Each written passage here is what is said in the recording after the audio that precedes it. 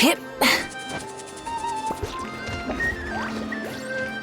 Try and stop me!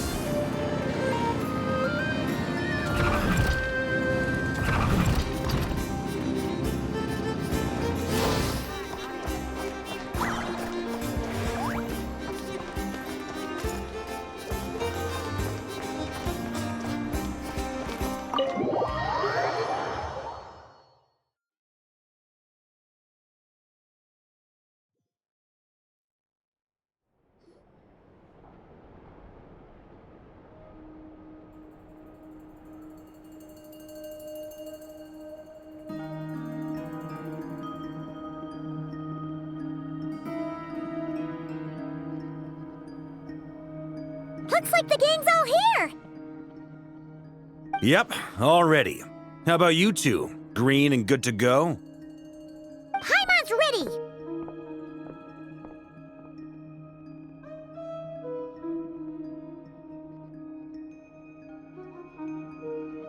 Great, let's get rolling then. Great. Well, first things first. Wait. Someone's here. We heard your footsteps. Although... You've been here for a while now. I take it you followed the Traveler, but I don't sense any ill intent in you. Come on.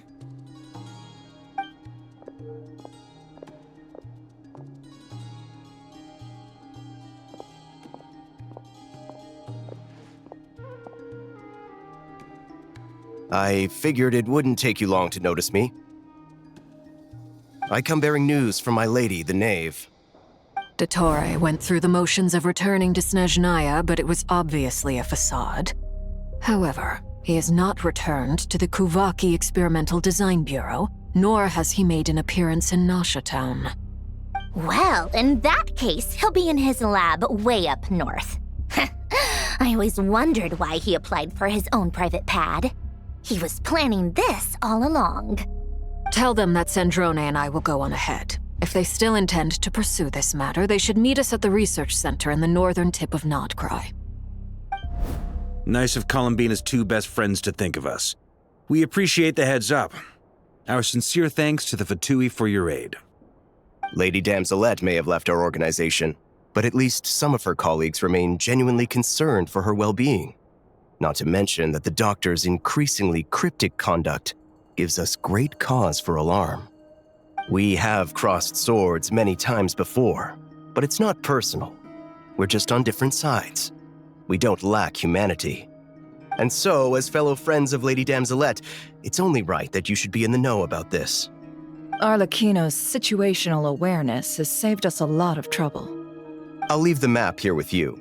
If you do decide to head to the research center, please proceed with caution.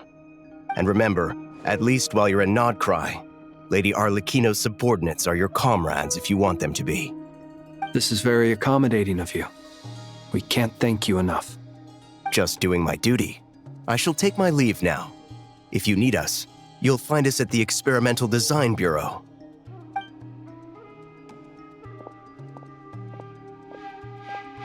So, the Doctors left the Experimental Design Bureau and headed to some research center up north. Marionette seems to think he's been planning this for a long time. But when did it start? Before he even arrived in Nod-Krai?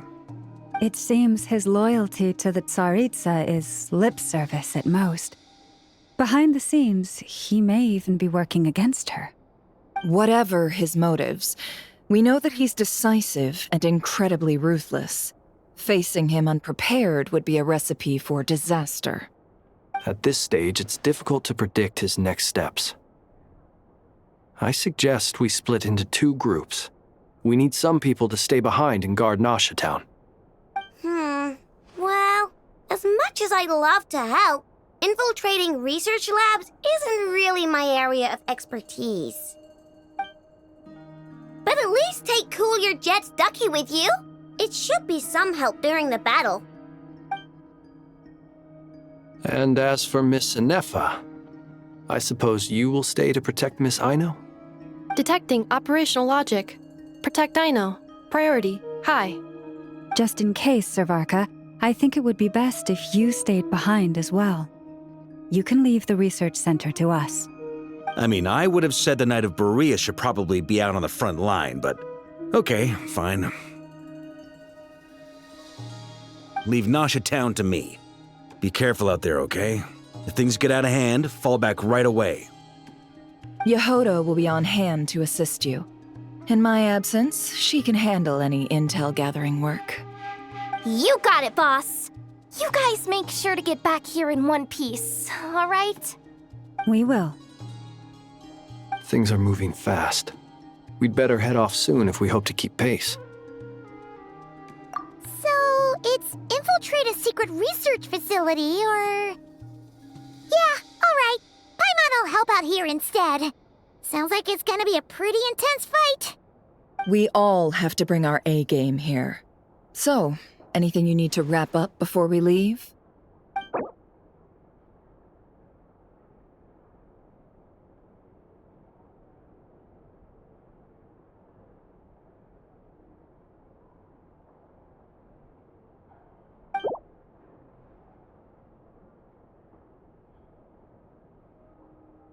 Then you'd better get going. Very well.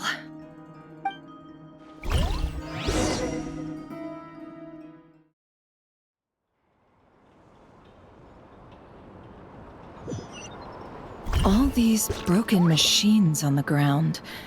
Someone got here before us. Could it be Arlecchino and Sandrone?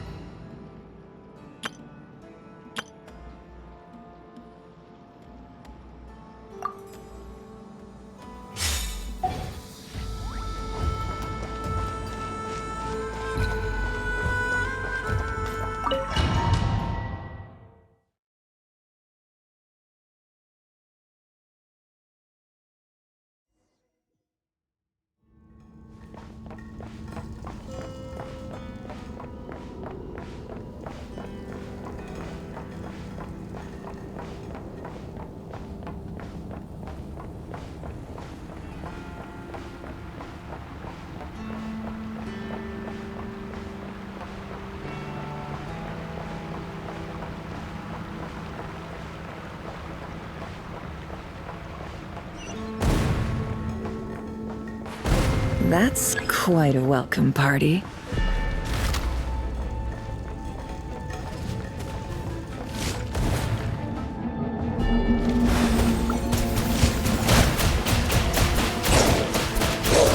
Water jet!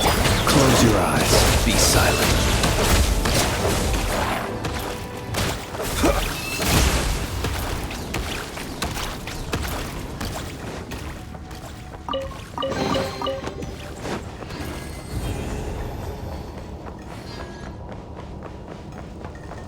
Close your eyes.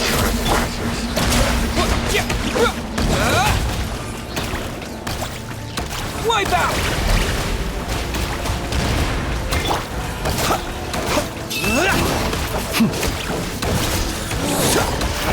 Be silent.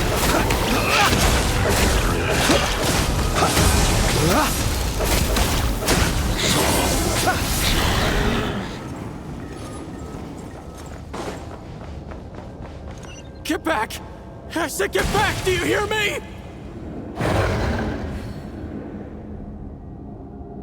Why isn't it working? No! Don't come any closer!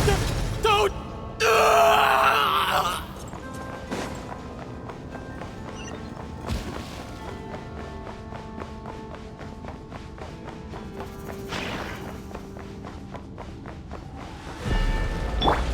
You poor lost lad. Can't hide the truth. The night cometh. Close your eyes. You poor souls. May your spirits find peace. Grab that key on the ground. We'll probably need it at some point.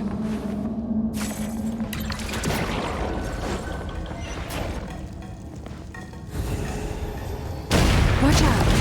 Ugh, there's no way through. Let's go around.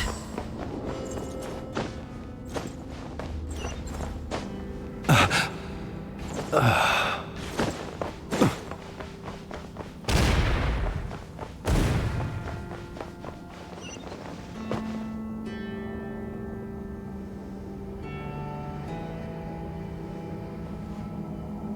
the? Trespassers? Here? What's wrong with you people?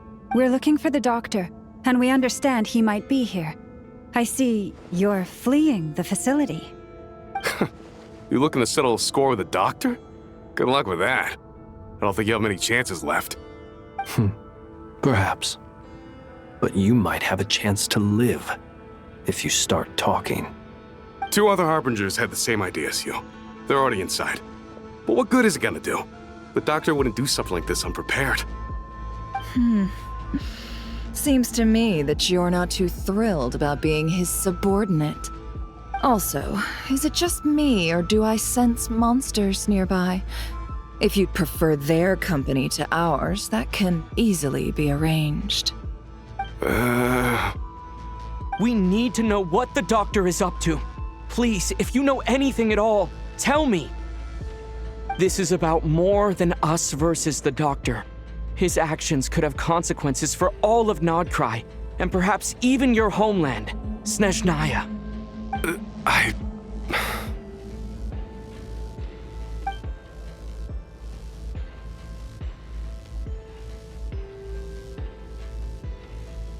He's building something.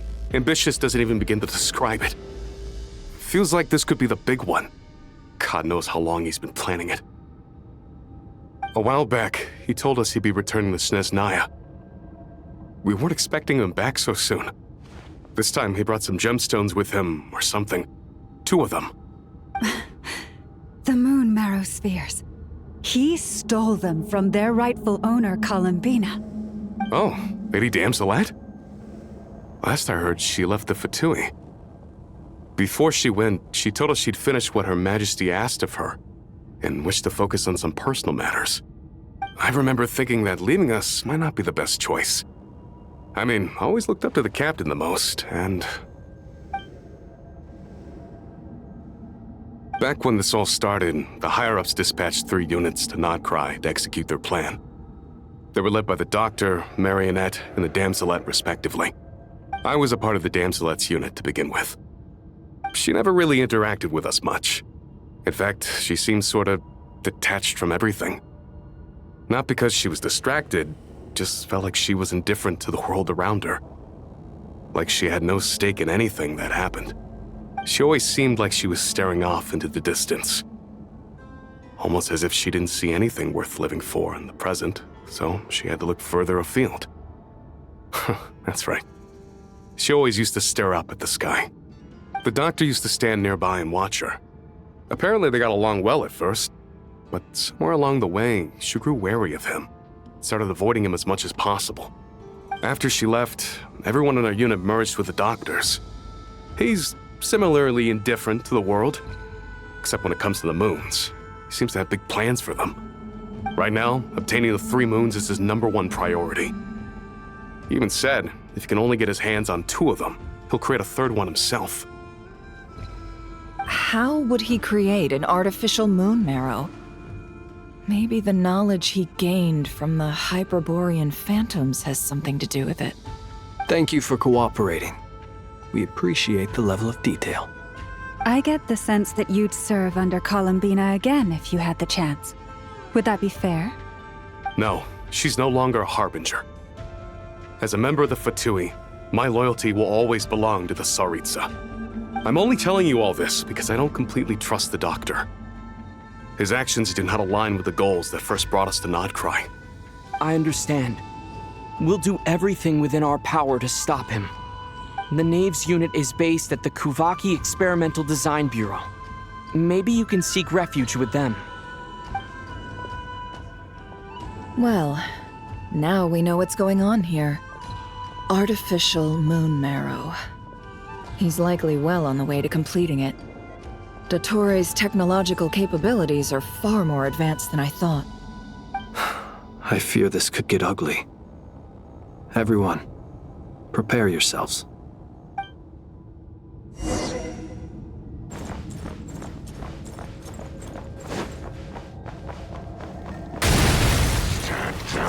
trespassers.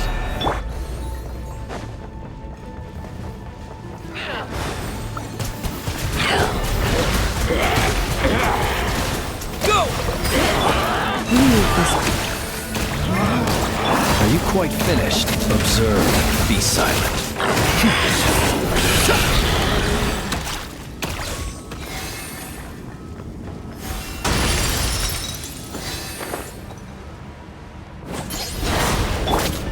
By the frost moon of old. Bombs away! Close your eyes. Be silent. Night falls.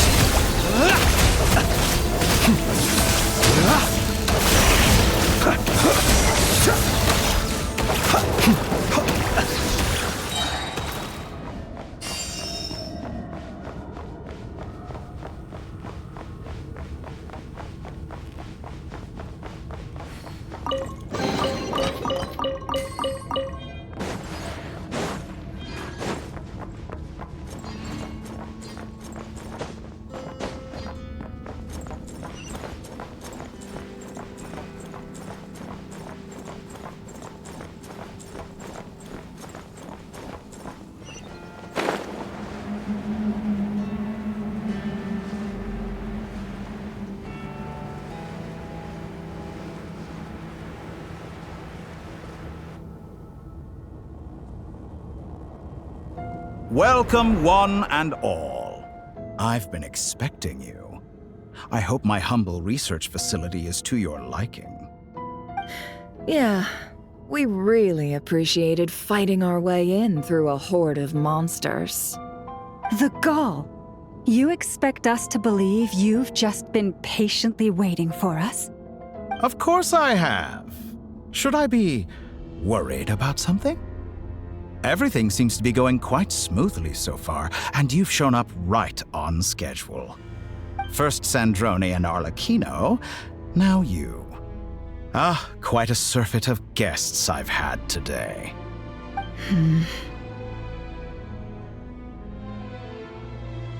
If you were looking for them, I should probably mention that Arlecchino disappeared as soon as she entered the facility. As for Sandrone, why, she stood right here only moments ago demanding answers from me at the top of her voice. Hardly out of character. She never was one for basic courtesy. But I have to admit, I was a little surprised to see her showing concern for someone besides herself. Does everyone you associate with undergo such a change in temperament?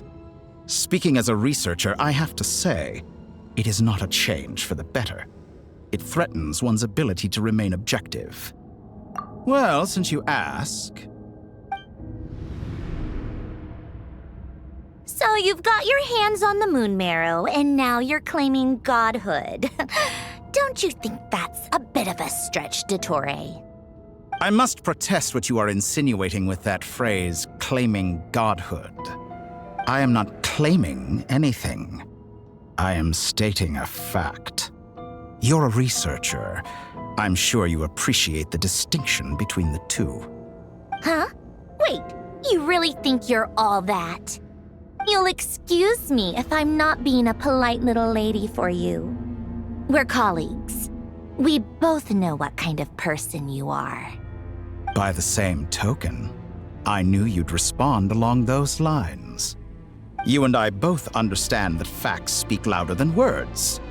To that end, I've had my people send you a small gift.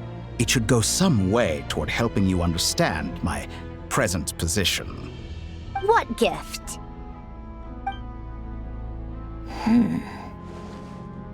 Where have all your troops gone? Who knows? Perhaps they are already marching toward a new world, following in the footsteps of an unknown god. As vulgar and arrogant as you may be, dear Sandrone, I have no intention of taking out my displeasure on your subordinates. They will enjoy equal rights to my own. You sent your people to the Experimental Design Bureau? That's the Tsaritsa's property! Yes, and I am very mindful of Her Majesty's instructions. But you know full well that they do not conflict with my present goals. In which case, All I'm doing is conducting another one of my experiments. Is there a problem with that? Now then, you have a judgment call to make. Am I simply lying to stall you? Or is it possible that every word I am saying is the truth? In which case, your subordinates really are in danger. So now you've turned on fellow Fatui soldiers. You're completely insane. I have set a new rule for myself. Each person gets one chance. Naturally, that includes you, Sandrone. If you wish to leave, I won't stop you. We are colleagues, after all. Scumbag!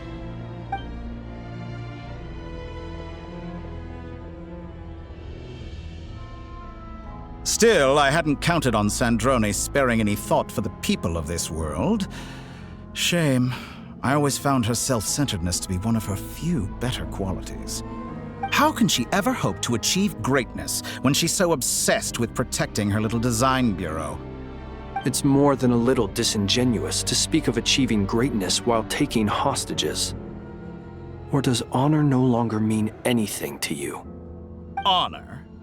I have the marrow of 2 moons in my possession and will soon complete the construction of a 3rd. I will be the god of a new world. And you speak to me of honor? How charmingly naive. Those are sacred relics. You do not deserve them. In my view, many in this world do not deserve to be alive. And yet, I mercifully permit them to go on living, do I not? You'll come to regret your actions. Will I now? Let's see if you can make me.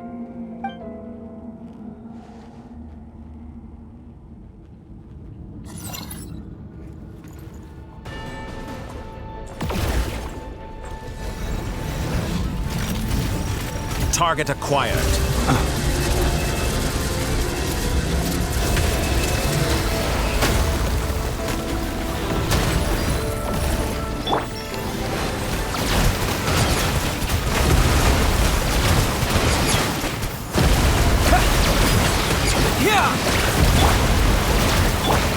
Branches a song with one heart and pray.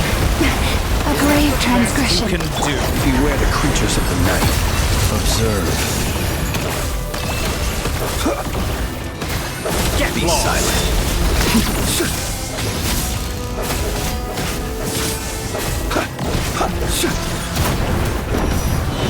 Arlecchino. Thanks for the assistance. Arlecchino? They see you as an ally. What a farce. You're clearly here to destroy my research, not me. I say your research is more valuable than your life. Am I wrong?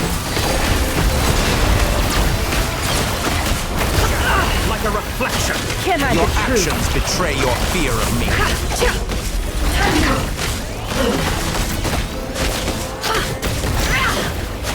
Close your eyes. It all adds up.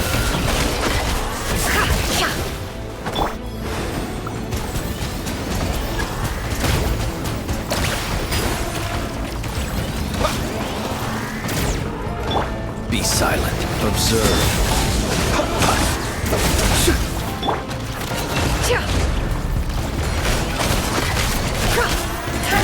Is this all it takes to tire you? No more lies. It all adds up. The mystery unravels. Laid bare. Is that the best you can do? Get lost! This is very fun. Overruled. You won't feel a thing! One heart, we pray. Water jet! Bombs away! Fear the dark.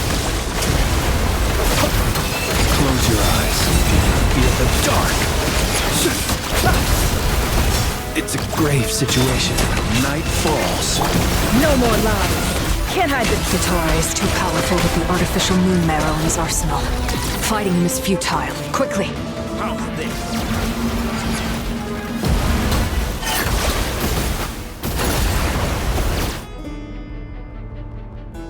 Let's go. I've always thought it is wiser to flee than surrender.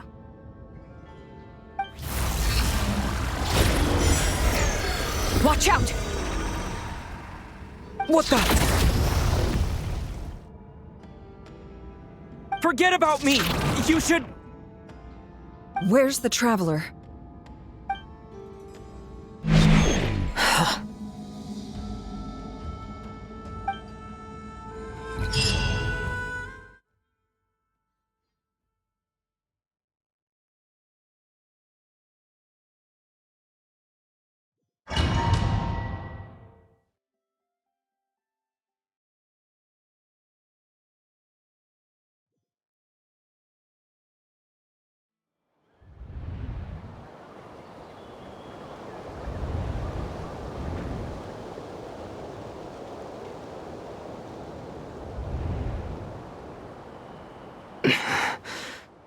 What just happened? Nasha Town? How did I get here? Strange. I remember being trapped by Dottore during the battle. And now all of a sudden, I'm here. Something weird is going on. I guess I'll start by exploring the area. Huh? Traveler? What brings you here at this hour? Huh? What are you in the mood for today? A hot dog? Or something else? We've got some special discounts at the moment. Want to see the menu? Sorry, I'm not hungry right now. Ah. Well, feel free to take a seat for now. Let me know if you change your mind. Everyone seems to be acting normal. Am I just overthinking? Oh, darling, look who it is. One of our regular customers. Get the Traveler something to eat, would you, dear? Wait, why is he talking like that? Well, I'd love to, but can't serve a customer unless they order something. Anyway, I take it your business is wrapped up? Yes, thankfully. It was a long trip, and it's left me feeling pretty exhausted. But the upshot is, I won't have to leave again for a good while. We can have some quality time to ourselves. Wait, these two are a couple? I see some kids around too. I didn't know they had a family. Hey there! I haven't seen you in ages! What's keeping you so busy? I've been looking forward to playing with you again. You forgot already? You're silly. Daddy brought you over to our house recently. We had some snacks together. What is she talking about? We've had a lot of customers over the last few days, so we've been real busy. And like my mom always says, some people are more than just customers. They're friends. Oh, another customer's arrived. I better go see what they want. This is all wrong. I never once heard the owner of this restaurant talk about their family. It certainly isn't a family-run business. And that child? I don't recognize her at all. Could this be a false memory? Very good. I knew you had it in you. Aren't you going to try the house special? When did he show up? No, none of this is real. You don't seem to like it here. That's fine. We can change venues.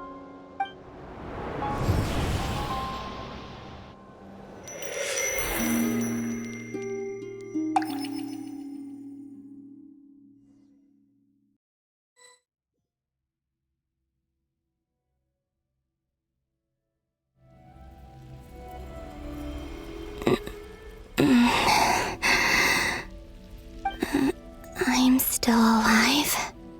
Where is this place? It took all my strength to open the moon gate, and then I leapt into it. So this is the moon's reflection?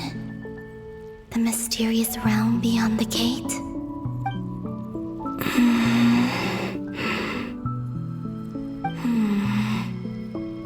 I can't sense anything. I guess I could try opening the gate once more.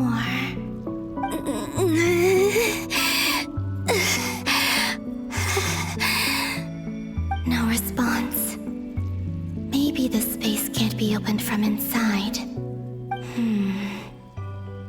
If this was the space that killed both Revier and his lover, then why am I unscathed? Or... no, I'm not unscathed. Even the air here feels... frozen in place. There is nothing here with which I can restore my power. I should conserve my strength and proceed with caution.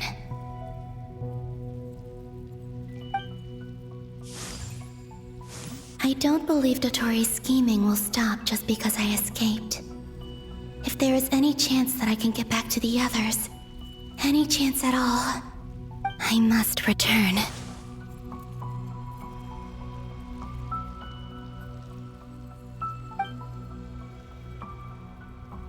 Emptiness, silence. What is this place? Or maybe the real question is, what is it for? What's this? Looks like it responds to my power.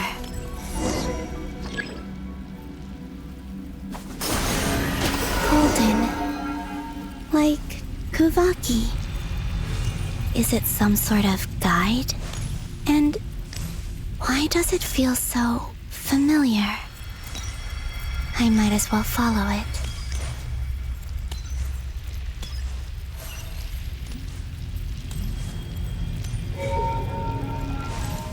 Where does this lead?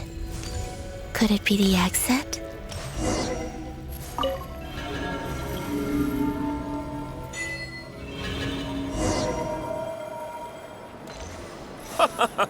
Welcome home, Moon Goddess.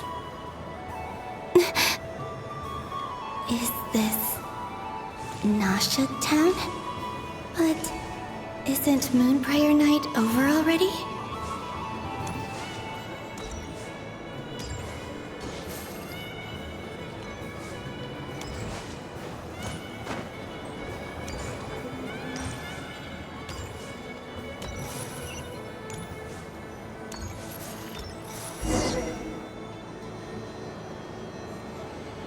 Goodbye for now, Columbina.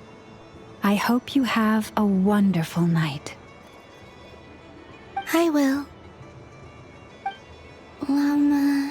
Everyone else. And... me? Are these... my memories?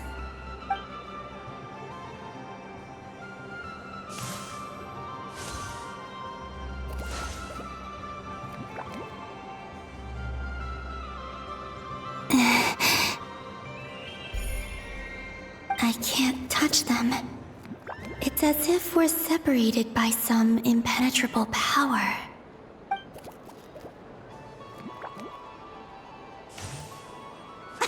Over here! Over here!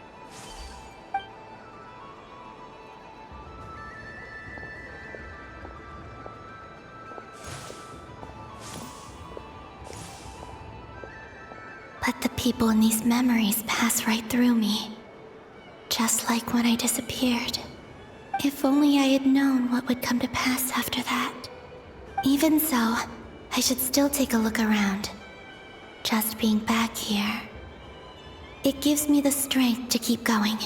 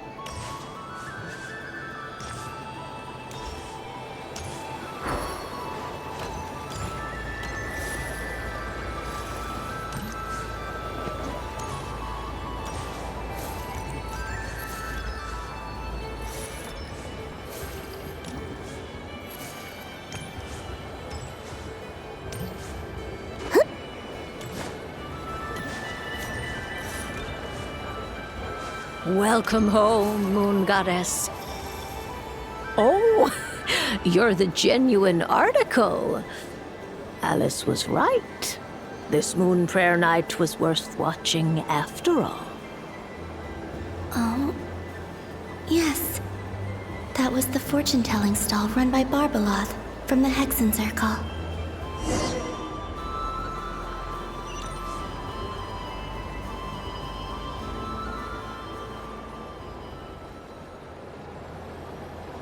Please, draw the first lunar arcana. This represents destiny and is the foundation for the divination as a whole.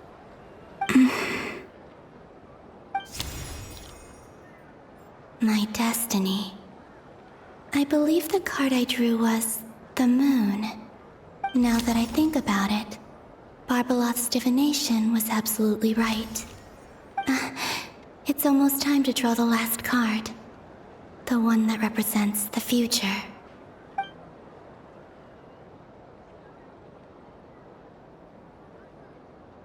That was the card that popped out on its own.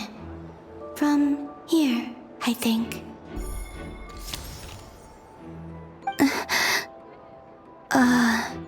Kuvaki Pulse? What? Fascinating. I've never encountered this before in my role as a diviner. What's going on? Did that card leave the deck? Because of my influence? All I did was try to touch it, and then... Maybe this memory space is not untouchable after all. Are there weak points in the barrier? Or... is it possible that there's more to this space than my memories alone? This card is death. I need to get to the bottom of this. I'll try touching something else.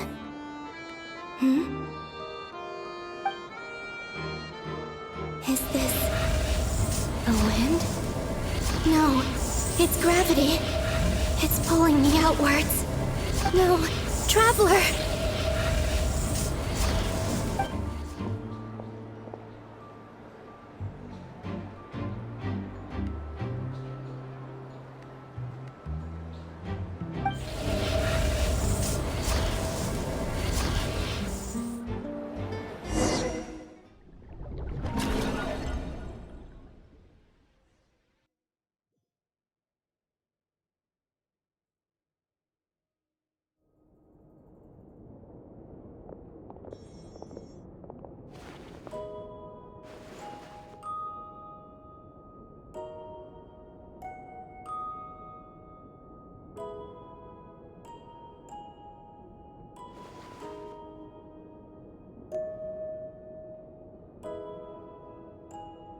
Haimon, listen to me. From the bottom of our hearts, we are so sorry. We completely understand how you must feel. The Traveler is trapped, and we all feel responsible for it. Don't say that! Paimon's not a little kid! You didn't leave him behind on purpose! There was nothing you could do! But... he's all alone in there! What if something happens to him? What are we gonna do then? We've barely spent any time apart since we met. Is he gonna... die? We must find a way to rescue him. We were all involved in the operation where he was captured, and we do not abandon our comrades. That being said, it won't be easy. Through conversation with the others on our return, we've arrived at a basic idea of what we're up against. Dottore's lab has clearly been in operation for a lot longer than we realized. We found many monster samples stored there. In all likelihood, they were materials he used to research his latest technology. We also know that through his contact with the phantoms of Hyperborea, he gained knowledge about the moons and certain Hyperborean technologies. Using this knowledge, he then fashioned an artificial moon marrow to serve as a replacement for the frost moon beyond the sky. Unlike Columbina, Dottore is not being rejected by Teyvat. And even with 2 of the 3 moon marrows, his power far exceeds all of ours combined. Once his third moon marrow is complete, Dottore will have completely seized the authority of the three moons. Tevat's most primordial powers will then be in his grasp. Does that mean... I'm afraid so. No one could have predicted this level of insanity. Not even from Dottore. And unfortunately, his insanity is coupled with an intellect and ambition that not even his peers in the Fatui can match. This is dire. Sounds like the world is done for. The three moons' authority can influence the very fabric of time and space. I dare not imagine what a monster like him would do with that kind of power. The trouble's already begun, I'm afraid. On our way back, we discovered that part of Nod-Krai is being enveloped by an unknown energy. We cannot ascertain what is happening inside. I'm convinced this is Dottore's doing. Not that there's any way to prove it. The issue is, we have no idea what his intentions are. The only thing more frustrating than facing down evil is knowing that it will surely come, but not knowing when. The Doctor is guilty of numerous crimes in Mondstadt as well. One of our knights, well, former knights, his father was murdered by Dottore. His ideology and methodology are a danger to everything in his path, from individuals to entire nations. He does not feel guilt, even when he acts against his own people. He doesn't see them as his own people, that's why. People like him see everyone else as beneath them. Right. He views other people only in terms of how they can benefit him. That's the basis of all his social connections. Granted, he's hardly the only Harbinger to pursue their own interests. We all do. And Her Majesty is gracious enough to permit it. Still, her mercy has its limits. Dottore's actions have gone beyond even what the Fatui could have imagined. Usurping divine authority to become a god. For a servant of the Tsaritsa, that goes beyond being disloyal. It's treason of the highest order. We can't expect him to heed the Tsaritsa's will once he gains the Three Moons' authority. Even we Harbingers consider him the most self-interested among us. Poor Traveler. Of all the people to get caught by... We have to go save him right now! Please! We gotta find a way! Paimon, I promise you, we are with you all the way. I get how you feel. I do. But it's gonna take more than strong emotions to take down an enemy like Dottore. What we need now is more information. Right. We can't even guarantee he's still at his research center. Before we can think about mounting a rescue operation, we need to confirm the Traveler's location. I'll find a way. Paimon knows, but... She's so scared. If anything happens to the Traveler... He might be the strongest person Paimon knows, but he's still human. He feels pain and bleeds just like anyone else. Then think things through before you stick your neck out. Unless you want to lose your head. Sandrone. Miss Sandrone, you're okay? Put the stuff over there, and be gentle with it. Am I okay? As you can see, I've had to move my whole livelihood out of the Experimental Design Bureau. It's been swallowed up by Dottore's energy field. If I'd left it any longer, I probably would have gotten stuck there. Ugh, Dottore always goes a little loco when he finds a shiny new toy. Not that he'd ever admit that. But this time, he's gone full psycho.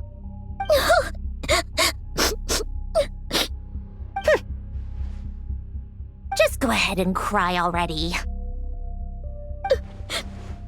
Sorry.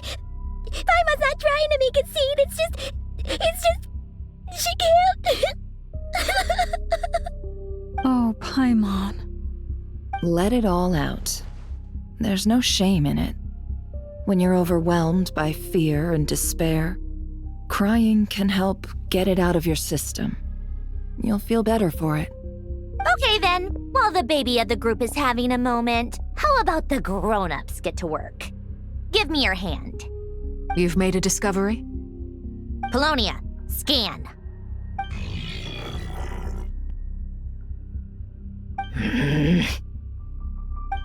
You, hand, now.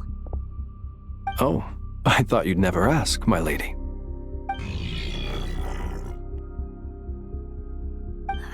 Curses! You're next, then you.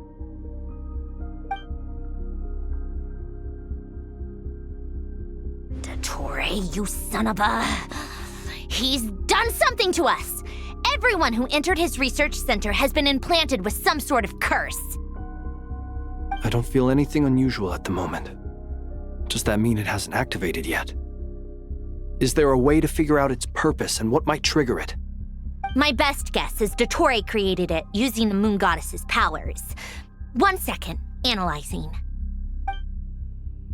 Ugh! That friggin' maniac! So, what twisted game is he playing this time? The moment I analyzed the energy composition, some encrypted text appeared in my mind's eye. And when I deciphered it according to the Fatui standard encryption protocol, I got the following message. Feel free to run, or you will perish in Nod-Krai. He's mocking us. Yep, he loves to toy with people. Only in this case, there might be more to it. But I didn't detect any murderous intent or malice either in the message or the curse's energy. As if this is him at his least malicious. Or perhaps all people are cowards in his eyes. Maybe he thinks the threat alone will be effective. What a despicable person. And he has the Traveler in his grasp. If I may, as unhinged as Dottore may be, he has always exercised great patience with the objects of his interest. I remember a comment he made when we first arrived in Nod-Krai. He said, "This world is, on the whole, an exceedingly dull place. But at least there are a few intriguing features, such as the gods or the Traveler. Presumably, they interest him because they're unknown quantities. He wants to understand as much as he can about them." Agreed. The Traveler is Tevat's fourth descender. All Harbingers are aware of this. Since Dottore took such pains to capture the Traveler, he is unlikely to kill him right away. Okay, but we still have to do that rescue operation. Of course. I also think we need to read between the lines with Dottore's message. If he's encouraging us to run, that means we mustn't leave Nod-Krai under any circumstances. My guess is, his curse will only trigger if we leave.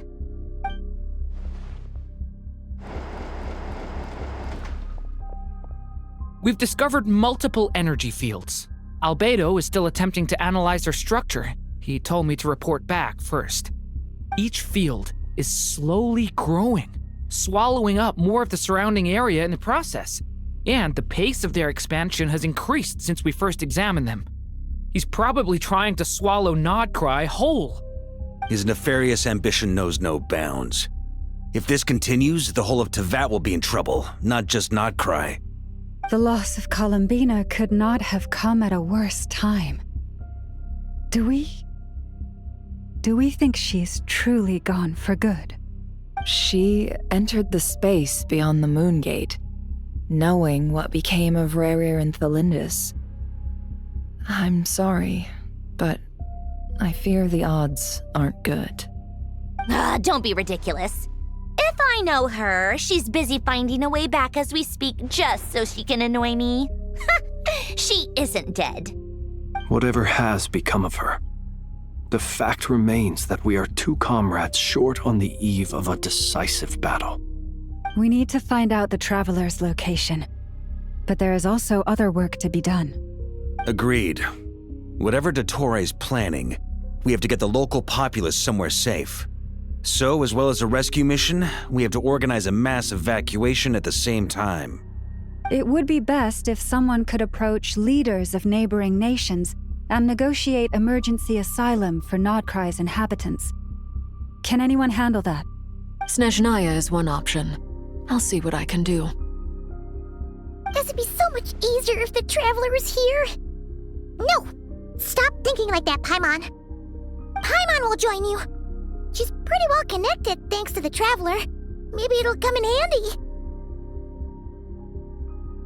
Either way, that's what the Traveler would do if he was here.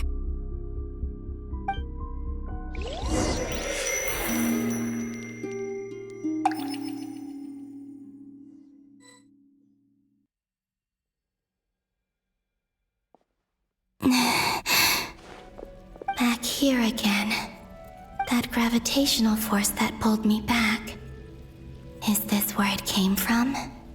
When I saw that memory of Moon Prayer Night, I think I influenced reality. Was it just a coincidence?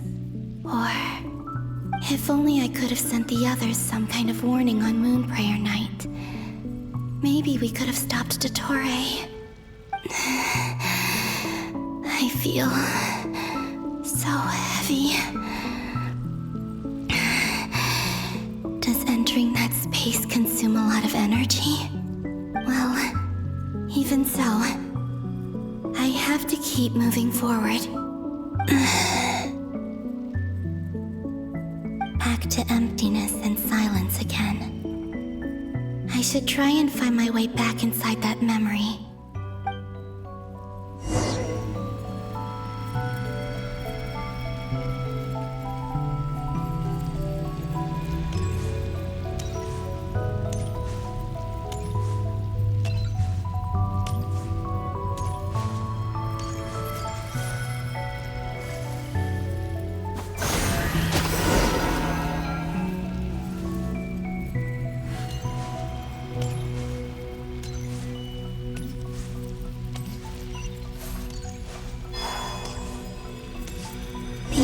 From last time isn't showing up.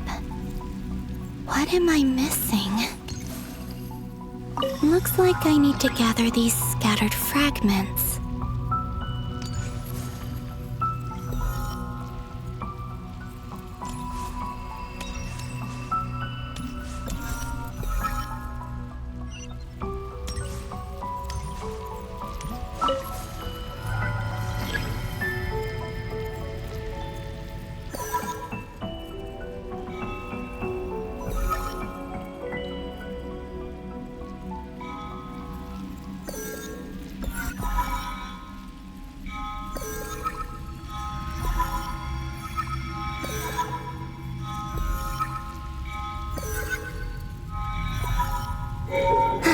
It worked!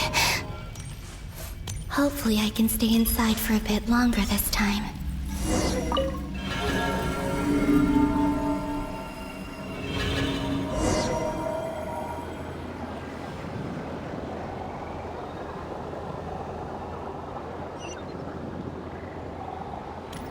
Ad Astra Abyssosk. Welcome to the Adventurers Guild.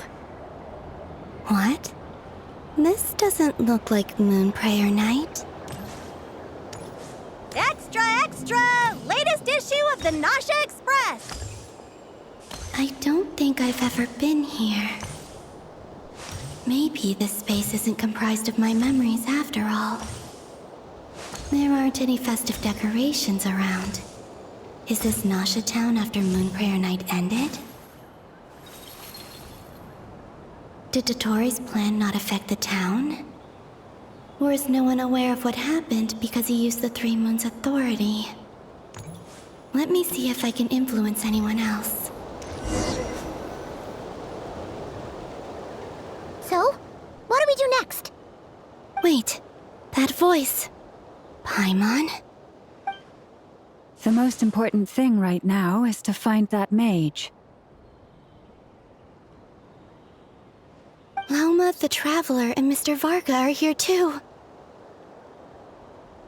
I'd better go pay the Fatui a visit. Traveler!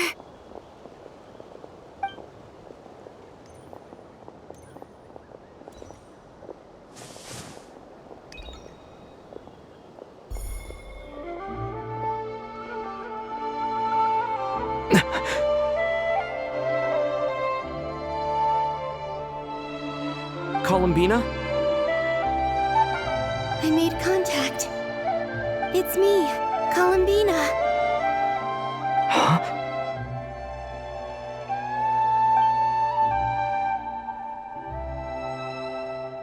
Traveler?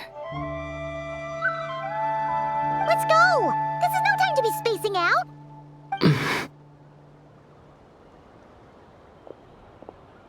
Huh? Wait a moment. This has happened before. Huh? This is what happened when I disappeared. I stood right over there, thinking that no one would ever find me again. It was only when he called my name that I decided to follow them. But did he turn around because he sensed my touch just now? Is it really possible that from in here, I can change the past? If I keep following them, maybe... Huh? It's that gravity again.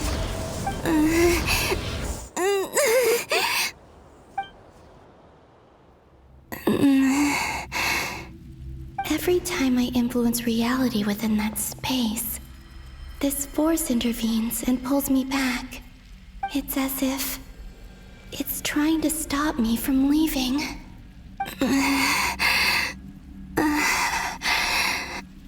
I'm getting weaker and weaker.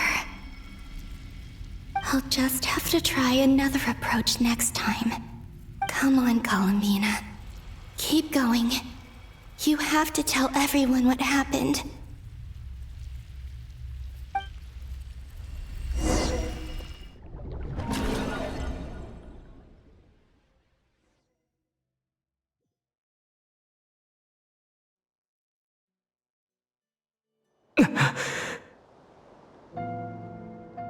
Suddenly, I've been plunged into darkness. Alone. It feels strange. As if something has grabbed hold of me. Is Toray now powerful enough to interfere with space itself? Look at you, standing so still in total silence. I almost didn't recognize you. Hello there, traveler. He seems to be in a good mood. Wait, what's that behind him? Ah, so you noticed. This is the completed Trilune. 2 primordial moon marrows and 1 artificial specimen. You are wary of it. Good. Maintain that reverence. You performed well in that recent battle. Brave and reckless as always. Courage is the sign of a true hero, and impulsiveness is the hallmark of those who strive to advance. I say this not to belittle you. Most creatures are far more timid by comparison. 3 moon marrows? Does that mean the artificial one is now complete too? Well spotted. What do you think? For a replica I built myself, I dare say it looks the part. Toray, are you planting illusions in my mind? I have no interest in fooling your eyes. On the contrary, I hope to show you the true essence of all that you see before you. Is this not a beautiful city? People live in peace and find joy in their work. The streets are safe. People can even leave their doors unlocked at night. You might say it is the Elysium everyone dreams of. All available data indicates your values and worldview conform with the mainstream. This kind of society should be quite to your taste. False beauty is deceitful. Lies are to no one's taste. I wonder, is it your moral standards that are too high? Or your expectations of reality? Answer me this. If someone existed in a sweet dream from the moment they were born, a dream in which they never once felt pain, which do you think they would consider superior? The dream or the reality? That's pure sophistry. It has nothing to do with your actions. As I suspected. You have yet to understand all of this for what it really is. What do you want from me? You sound impatient. Do you think the only reason I'm keeping you is because I want something from you? If it's not, then why haven't you killed me yet? No one can stop you if you're as powerful as a god. I'm delighted you recognize that fact. I believe we last squared off in Sumeru. Ah, the memories. How time flies. You and I have both grown. I'm not surprised that Arlecchino and Sandrone worked with you. You've always a way of slowly but surely ingratiating yourself with all levels of society. People laud you as a hero, but I suspect there's more to it than that. Oh, but to be clear, I don't say that to flatter you. Do you always give your opponent an appraisal before you deal the final blow? Call it a long-time habit.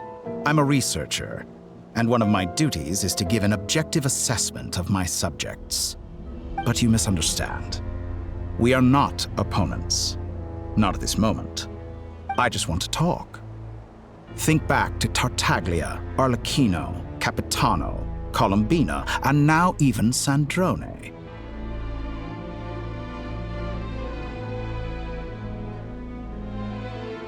You've worked with each of them in the past. I believe you can work with me as well. What makes you so sure? Well, why not? Should the good associate only with the good and the bad befriend only the bad? I like to think we could have a more mature relationship than that. Surely you don't think all your relationships are grounded in friendship or shared ideals. People come together because it benefits them to do so.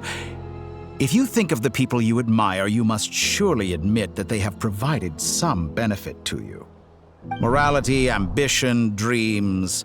People have plenty of words to embellish the nature of their relationships. But once you break free from those ethical frameworks, you will see that the only thing connecting the two of you is mutual benefit. And that is what I'd like to talk to you about. We're finally getting into it. He's probably been planning to kidnap me for a long time now. But for what exactly? He has the authority of all three moons. I won't be able to gain the upper hand in a fight. Best if I pretend that I'm willing to negotiate for now. You say you're a god, but you also speak of mutual benefit. What could a god want that the three moons cannot provide? Excellent question. But before I answer, I would ask you the same thing. Gaining Columbina's allegiance was a rare and extraordinary feat. But the Moon Marrows are now in my hands, and I have the edge over her. For this artificial moon is not being rejected by Tevat. Her identity and lineage may have been a thing of glory in the old world, but they were also shackles that prevented her from ever integrating into Tevat. I, on the other hand, you may view me as a thief, but I have overcome that limitation. So what is it that the three moons cannot grant you? What stops you from negotiating with me to get what you want? I don't make deals with lying psychopaths. That's quite an accusation. Are you expecting me to get angry with you? Well, this is one aspect in which my personal growth has served me well. In the past, my less mature self might have been disappointed, perhaps even angry, over a small setback like this. Like when you and Lesser Lord Kusanali joined forces to oppose me, for example. But things are different now. Just as the rich do not quibble with the poor, I no longer find myself perturbed by these trivial affairs. Human relationships end with conflicts of emotions and interests. But relations between humans and gods are different. And ours is even more unique. I have ascended to the highest heights and laid claim to unprecedented horizons. And you were no ordinary person to begin with.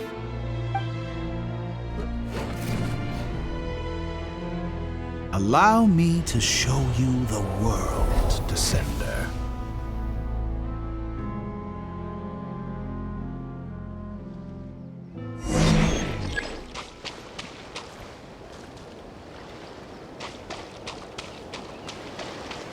To stand, walk, jump, sit, and lie down. These are the most common of behaviors.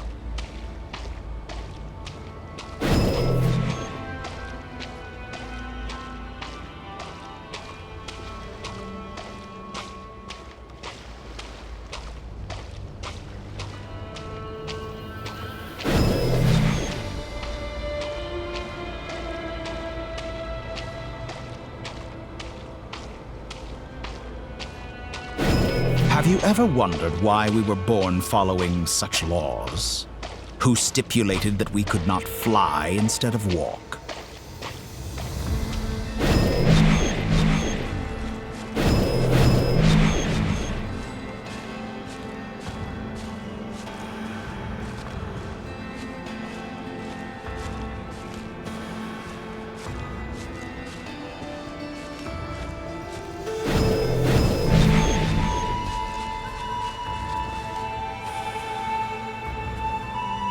Someone of your talent and experience must surely know of the 4 great rulers who serve the heavenly principles.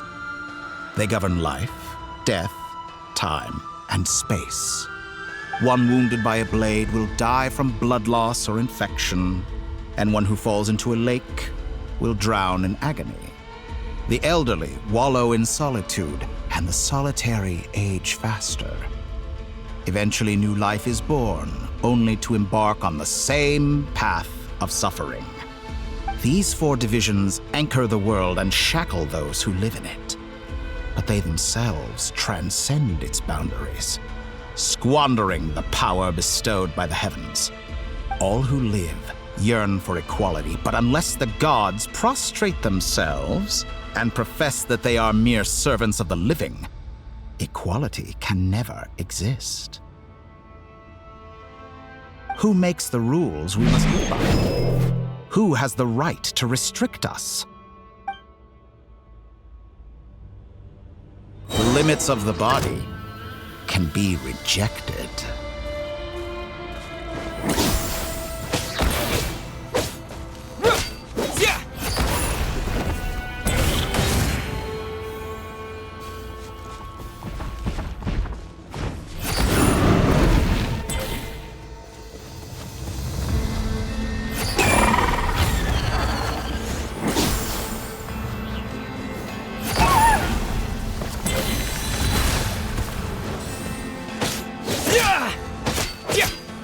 How does it feel to be among those with absolute power?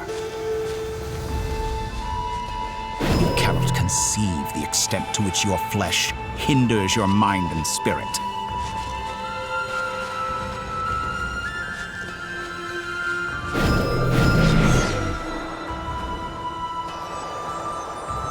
Only by discarding our useless, primitive eyes can we perceive a new world. How narrow-minded we all were in the past.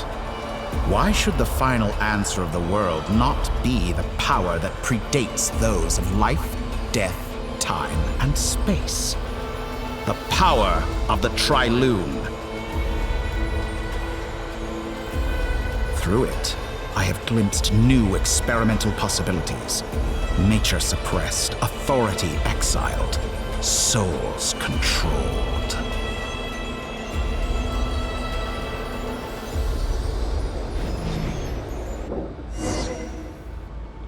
You know, I heard recently that a group of critics reviewed countless stories and drew an interesting conclusion.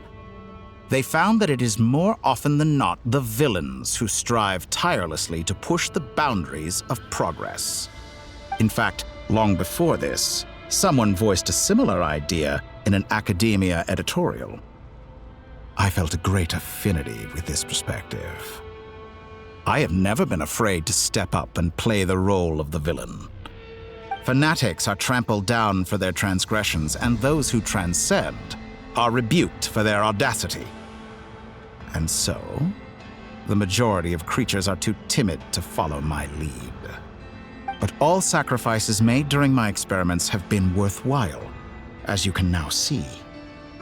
I can offer you something new, something unique, precisely because I am a villain. Think about it. We are eternally bound through mutual interest. Can you truly say you would never turn to malice if it could give you the life you dream of? After all, what value do perfection and purity really have? They are fragile and feeble things, utterly tedious. I say, better to be governed by a flawed humanity than a gnosis. The true seeker of knowledge is the villain who undergoes countless tribulations in pursuit of their goal. I'm sure many people have told you that you're different. Because I'm a descender? Exactly. Very clever. But what does that got to do with you? I do not conceal my wicked deeds, my selfish desires, or my greed. A true researcher must act as I do if they are to understand and speak of the truth. And yet, a knowledge seeker like myself will inevitably grow tired of studying Tevat beyond a point. You have traveled to all corners of the world and met many people. Along the way, there have been moments when you were misunderstood or even became a wanted criminal. And all the while, you have spent your days doing some of the most mundane jobs in the world. You fight and toil, claim minuscule rewards from my friend Pantalone, then you fight some more, winning some battles and losing others as your search goes on. And this cycle continues, with no end in sight. Surely you must sometimes grow weary of being stuck in this same loop day after day. We're completely different. I embrace everything that life throws at me. I am engaged in every step of my journey. How does that make us different? I too embrace what life brings, researching everything that interests me. Think of all the novel things I've managed to create, like the artificial moon marrow. Don't you see? As unique a specimen as she was, even Columbina is not irreplaceable. Take that back! She's gone because of your actions! I didn't say that to anger you. Though admittedly, I don't see what there is to be angry about. Anything Columbina could do for you, I can do better. I know what your ultimate goal is. You wish to walk the path your sister walked, and seek answers from her at the end of that journey, don't you? Someone like you could never understand what it feels like to care about another person the way I care about her. Perhaps not, but that doesn't mean I can't help. I could find your sister right now, bring her before you, and make her give you the answers you seek. Don't be so presumptuous. You'll never begin to understand the situation between us. Oh, no. This is no presumption. I'm only offering what I know is possible with the power of the Trilune. But it seems like you would sooner continue with your journey through this world. Why? Do you truly desire this journey? Or is it simply a necessary process from which you cannot escape? Think of all the time and energy you have spent, everything you've had to endure just to make it this far. Is this really what you want? Or has your hand been forced by the promise of that final answer? Yes, you have made many friends. But do they ever spare a thought for the void in your heart and what it yearns for? What you want is not friends. It is family. But do they know this? I, on the other hand, am far more considerate. Join my experiment, and in return, I will bring your meaningless journey and all its struggles to an end. This is a malicious attempt to manipulate me. But at the same time, he's stating some very human truths. Of course he's right about my predicament. How can I deny it? I have faced ungrateful strangers, never-ending troubles, an endless quest for answers. I want to see her. After everything I've been through, words can't describe how much I miss her. How much I want to be reunited with her, wherever you are right now. Do you miss me too?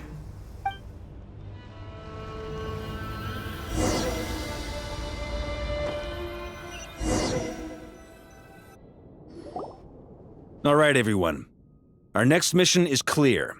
We need to contact all the major organizations, explain the situation to the public, and then begin the evacuation. The residents of Nod-Krai are quite dispersed. The two most populated areas are the Southern Isles and Piramida. Miss Lauma, I will leave Hisi Island and Nasha Town in your hands. I will liaise with the Fatui and Piramida. Agreed. We will reach out to Natlan and Snezhnaya. Anyone found north of the Experimental Design Bureau should follow the Fatui to Snezhnaya. As for those dwelling south of that line, I will ask the Voynich Guild to help persuade them to leave.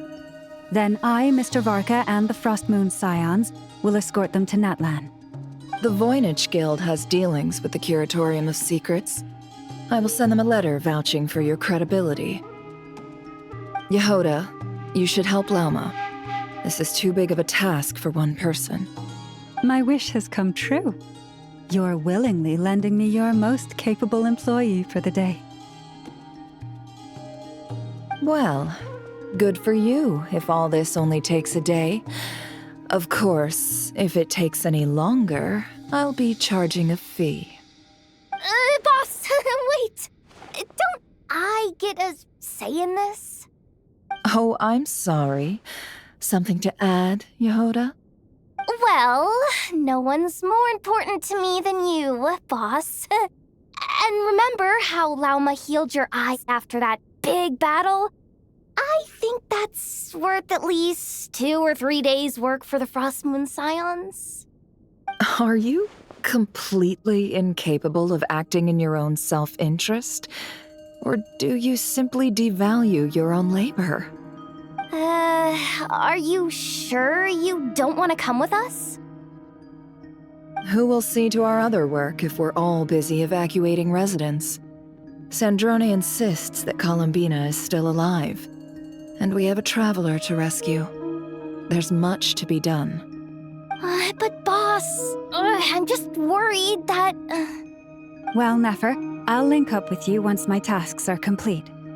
What makes you think I'd need you to do that? I'll need it. And considering the way you approach certain matters, I think you'll be better off with me present. That's quite enough.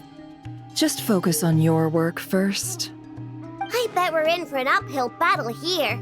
But we can help out too. Inefa and I are gonna help Nasha Town's residents carry their stuff. Loading schedule. Store essential local research data and technology samples, then escort the people to Natlan. Understood. I will execute this to the best of my abilities. Great stuff. Thank you, ladies. I've contacted the Lightkeepers. A colleague of mine will join us shortly. I will persuade them to conduct a thorough search of the region to ensure that no civilians get left behind. As for me, I guess I'll be making an early return to Sumeru. I think it's important that someone informs the Dendro Archon of what's going on in Nod-Krai. Roger that. Someone should inform Mondstadt, too. Mr. Duran, can I trust you to handle that? I think you fly faster than any of us can run. As an added incentive, get there fast enough and I'll see about getting your gliding exam waived. Really?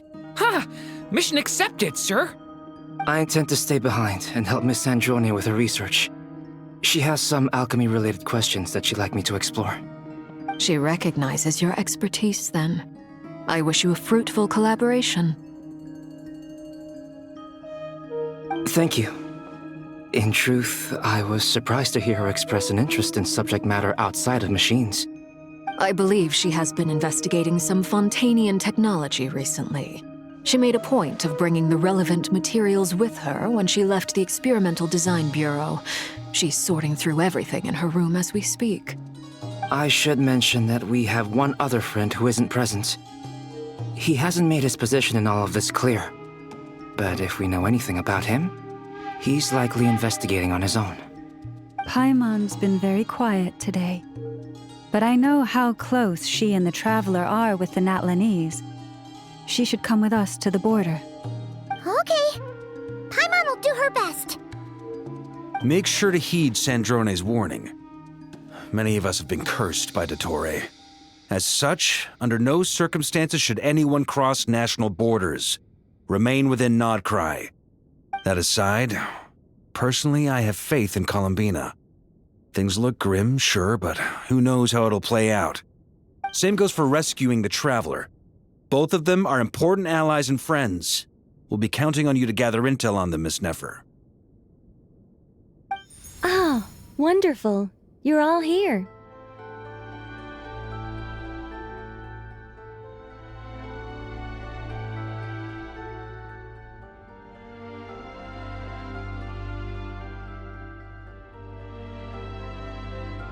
That voice again! Nicole? Whoa, that was loud! And it came out of nowhere. So mysterious. Sorry, this is the only way I can speak to you all right now. Please accept my apology. Anyway, time is short. I'll cut to the chase.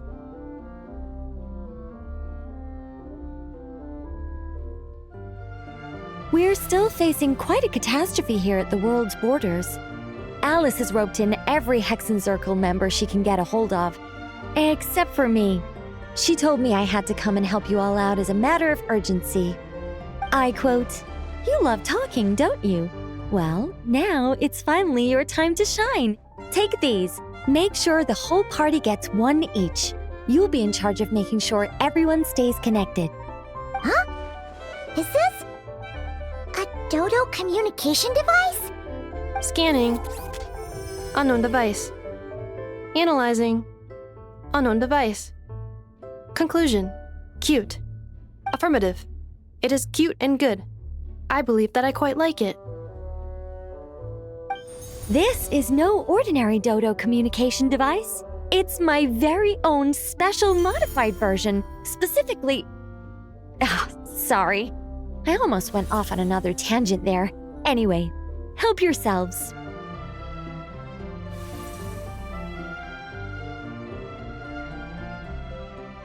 It will allow us to communicate over long distances within Nod-Krai. No more worrying about shuttling messages back and forth. What astounding technology. Am I right in assuming that it relies on your personal abilities to function, Miss Nicole? Yes, exactly. Right on cue, Albedo. I'd love to brag to you all about how it all works. But no, next time. Anyway, I'll be right with you all, serving as a communication hub. That's all from me. Head off as soon as you're ready. I'll be staying here to keep watch, and I'll be sending you my blessings.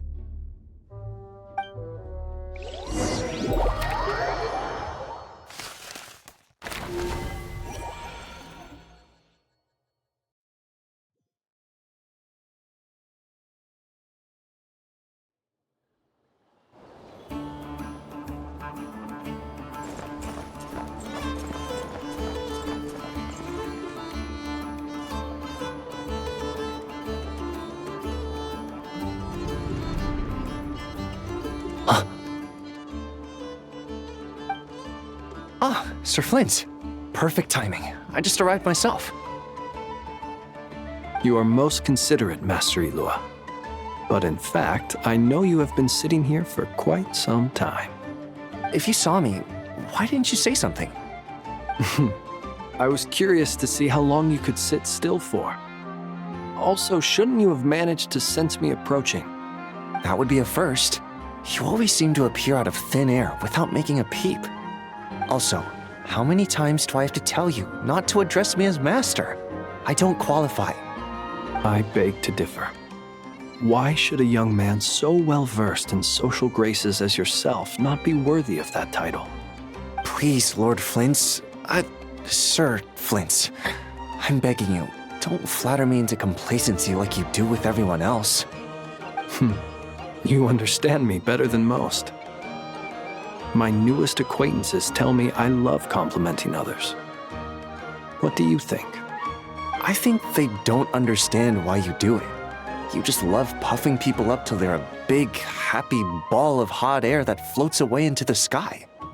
In all sincerity, I can only hope that they bring good tidings when they come back down to Earth. Is the situation that bad? We just held a strategy meeting. Let me fill you in.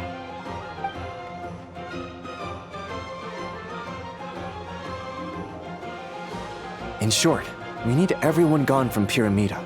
We also need a team of Lightkeepers to scour the more remote regions of Nod-Krai for civilians to evacuate. I only hope we have enough personnel. We do. Old Man Nikita will definitely help, and we can recall anyone out on patrol to focus on this instead. Good. I'm sure you and the others will make short work of this. Now, don't forget, once you've completed this task, make sure you and the rest of the team evacuate to either Snezhnaya or Natlan as well. Flint? If you've got something to say, Master Ilua, why not guess what I'm thinking right now? You mentioned that you have something else to deal with later. How difficult is it going to be? I doubt it will be easy. I know you're a Lightkeeper, and it's your duty to protect others in times of crisis. But I have a feeling that you'll be walking into grave danger. However bad things have gotten in the past, Nod-Krai has never faced a mass evacuation before. But from the sounds of it, you don't intend to come with us. I don't mean to pry, and it's probably none of my business. But whatever it is you're intending, you don't have to go through with it, you know. I've been afflicted with some sort of curse, and I'm told it may well trigger if I set foot outside of Nod-Krai. As such, I cannot leave. I have to act, if for no other reason than to fight this curse. What? No. Why? Why would anyone want to curse you? There are plenty of people out there willing to trample over others in pursuit of their own goals. Frankly, Sir Flint, I am furious. You're making light of what is an incredibly serious situation. Indeed I am. And? And what? I told you, I'm furious about this. Nothing I can do about it, I'm afraid. Things happen, and we just have to deal with them. If you find yourself feeling angry, perhaps start by drinking a big glass of water. Hey, you mean you're completely unmoved by my anger? I'm devastated. Then allow me to express my sincerest regret. Come by the lighthouse sometime. We'll catch ourselves a few fish, have a little barbecue, play some cards, and bask in the sun. Maybe I need to spell this out. Lean in a little, Flint. Oh my, this doesn't bode well. Word is that you were caught up in a real horror show recently. People were amazed that you returned safe and sound. They've been debating whether you're even human. I've returned safe and sound from plenty of crises. When you say people, do you mean other people? Or do you just mean you? Fine. I'll be frank. You're not human, are you? Heavens. Now that's a horrifying thought. You know what? Forget it. We'll revisit this once it's all over. A sound plan. Albeit a little ominous sounding. Just promise me you'll come back in one piece, all right? For you, Master Ilua. How could I refuse? Also, please pass my regards on to our colleagues. Tell them, thank you all for your assistance. Please put safety first as you proceed with the operation.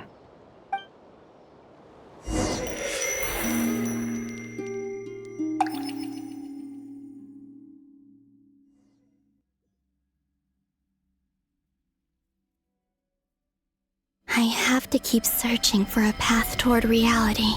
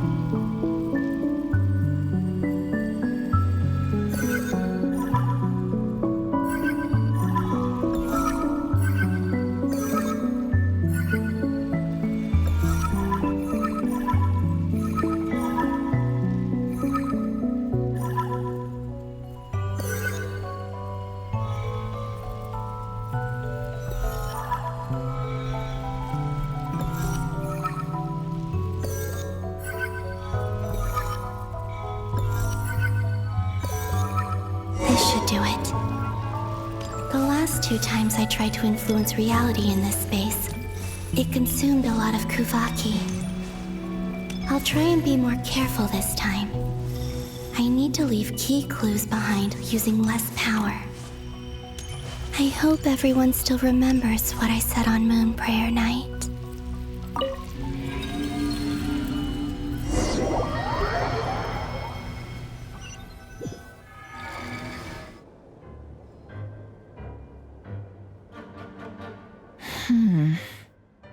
Nothing here either.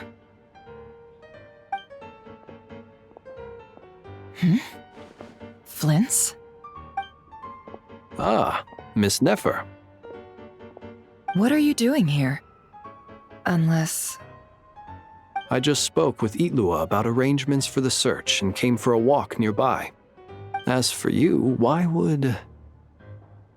It appears we think along similar lines. And neither of us likes to accept things at face value. As well as figuring out how to gather intel on the Traveler, I wanted to confirm some of my own suspicions. Also, we'll need to bring a lot of force to bear against Dottore, even if we're only looking to rescue the Traveler. We can't leave anything to chance. You don't think Columbina perished either, do you? I'm merely considering the possibility that she survived, just as you are. How much can we really know about a deity like her anyway? Do you remember what she said on Moon Prayer Night? About using moonlight to send messages to us? Of course. I think that's why we're both here. Where have you checked so far? I've been focusing on the outdoors. Anywhere the moonlight shines. I checked most of Nasha Town, but didn't find anything. I checked the Curatorium of Secrets, and a few rooms where I thought I might find some leads. But no luck here either. The only places I haven't looked yet are the rooms in the flagship. But process of elimination isn't the only thing that brought me here. Oh, really? What's your other reason? After all that build-up, our mystery ally never showed up even once!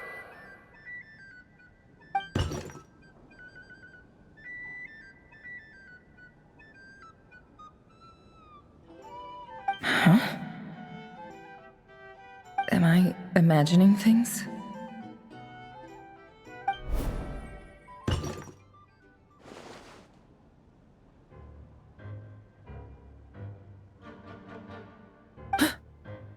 Come on, let's see what's going on.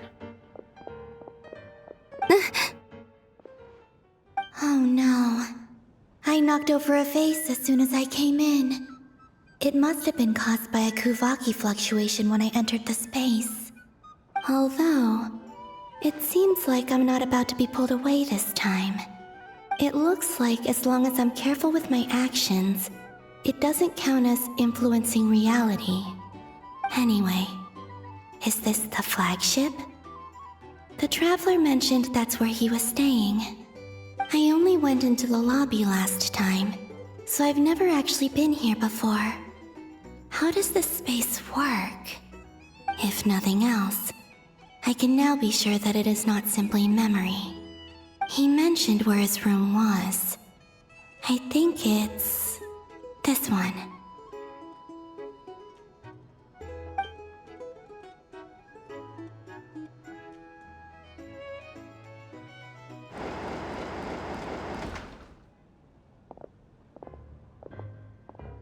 The door is closed. But if this is anything like when I disappeared, then maybe...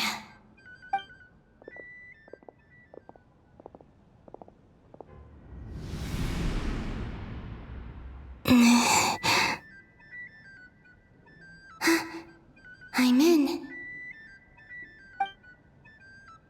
He and Paimon aren't here at the moment. I hope he's okay. I wonder what happened to him after that battle with Dottore. Best not to dwell on that for now. I need to try and leave them some clues.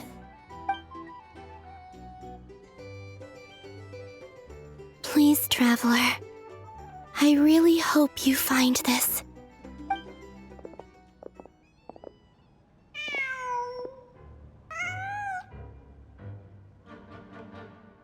Huh.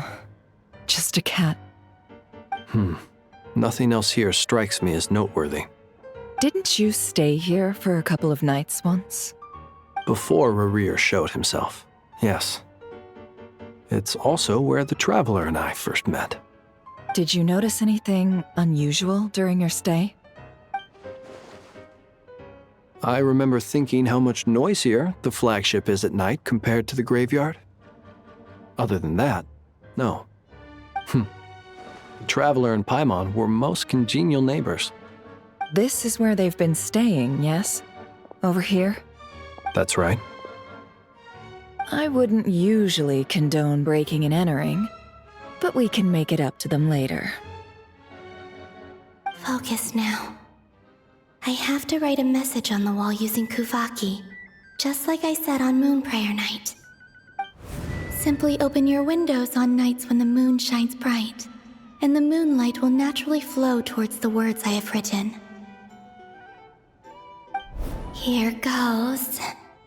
I'll need to carefully control my strength.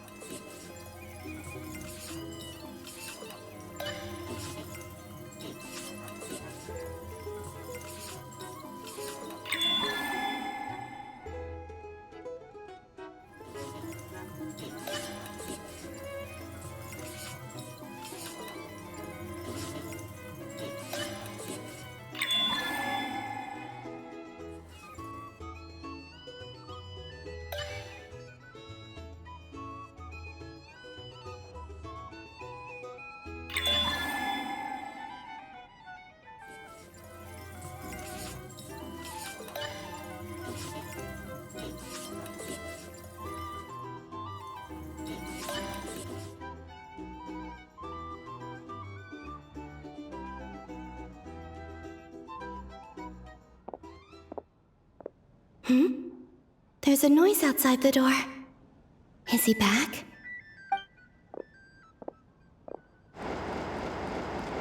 Please, you have to see these words.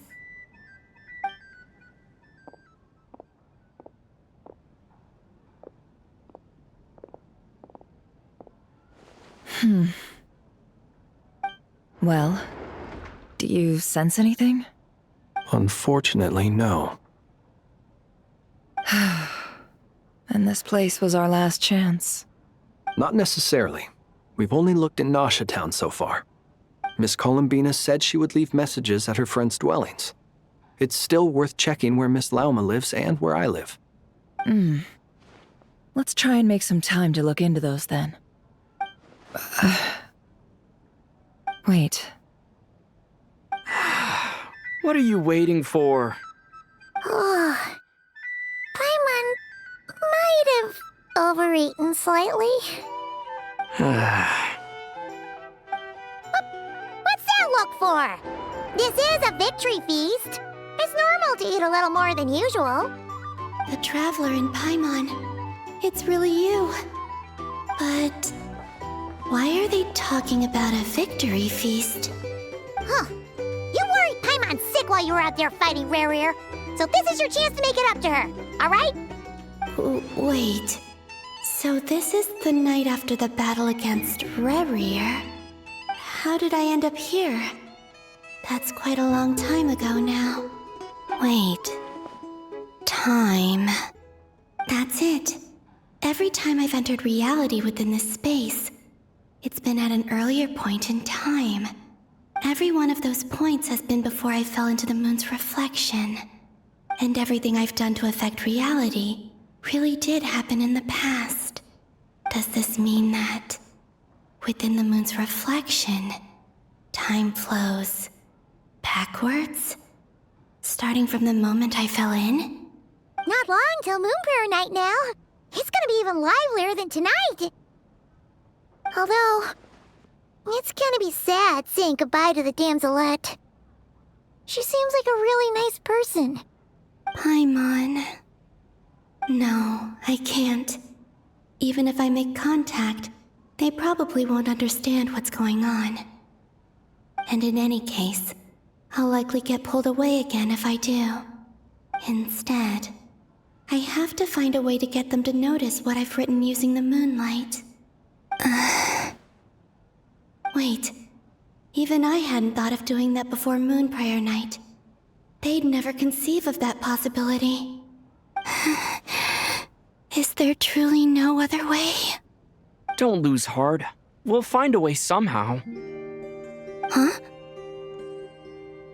Oh, you say that, but the Frost Moon is beyond the fall sky. If we wanted to go visit her, how would we make it through to the other side? We might not have all the answers now, but I'm sure we'll find a way one day. Huh. Guess someone's gotta be the optimist.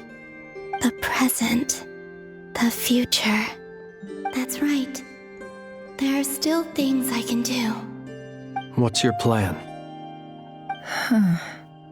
Flint's, when you were staying next door, did you ever open the window? No. The rooms here are dark and damp, and there's such a buildup of dust on the windows that the moonlight can't even get in. I didn't think it was worth the trouble. The moonlight? I think I see where you're going. One moment. I'll see if the owner is available.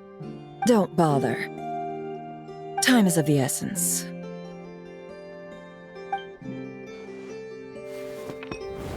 Time.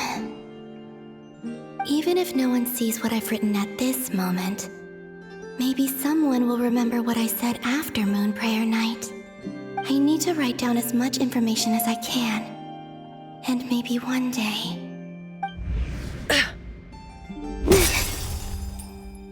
Huh?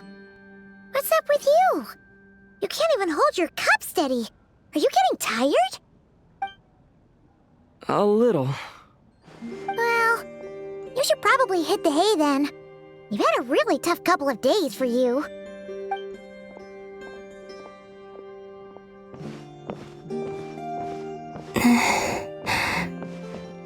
You truly have. You helped defeat Rerir, helped me reclaim my name, and you helped the others organize Moon Prayer Night. Wherever you are right now, I'm sure you're still fighting against the injustices of fate. This is all I can leave for them. How I wish I could stay here. But it's time for me to go. I hope to see you again in the next time, and if the opportunity presents itself. I will surely return to your side. Huh. Columbina. She's alive. Not only that, but she's left us an entire wall's worth of clues. She even wrote down what would happen on Moon Prayer Night. It's just a shame we found it too late. I am here.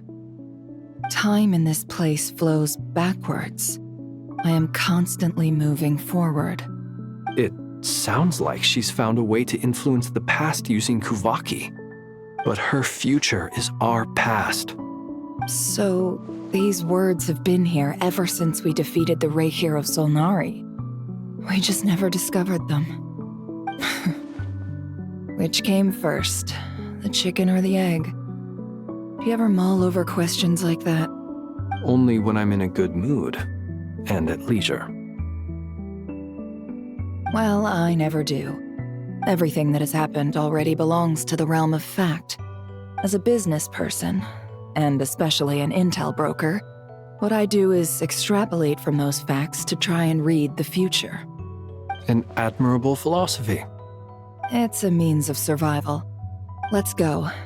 We have a wall's worth of clues to share with the others.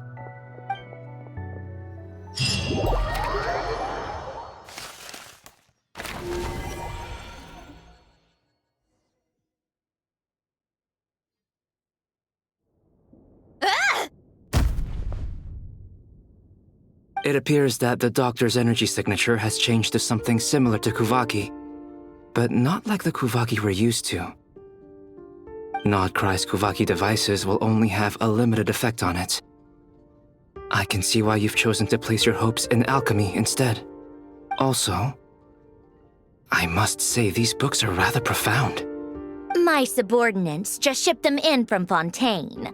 Some of them are from the Narcissenkreuz Ordo. Some are incident reports from Petrichor, and then there's a few test reports for these junk machines. Additionally, after some further scanning, I've discovered something extremely annoying. What's that? Tevat's skies contain multiple moons.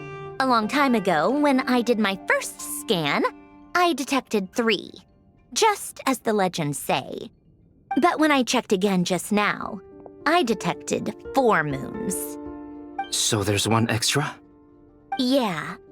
Originally, I thought that if I could still find 3 moons, that would at least mean Columbina's still alive. But then it occurred to me that apart from the frost moon, Tevat's moons are just husks. And husks surely shouldn't show up in the scan, since they're not alive. It's weird, isn't it? If we can't even distinguish between a dead and a living moon, how are we supposed to know whether a moon goddess is still alive? Or does this mean that the moon marrows are equivalent to the moons themselves? It's certainly possible. In which case, the 4th moon you detected may be Dottores' artificial creation. So he wasn't bluffing. He really built his own moon marrow. Ugh! I'm so mad right now! It's easy to get overwhelmed when you have too much on your plate. Maybe you need to relax.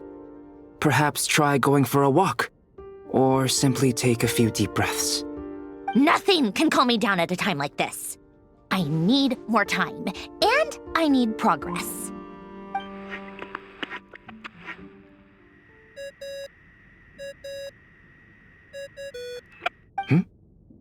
It's Mr. Flynn's. I really hate that ringing tone. Ugh. First the 4 orthants of the Narcissenkreuz, then moon marrows. Now what? Oh, sorry if we're disturbing you. Might I ask what's troubling you? What do you want? We're busy. Are you still at the Curatorium of Secrets? Yeah.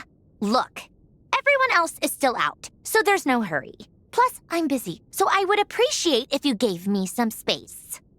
Even though we have crucial intel to share? Fine, I'm listening. Do you intend to share it via the Dodo communication device? Ordinarily, I would, but this is a unique situation. I think it's best that we discuss it in person. See you at the Curatorium.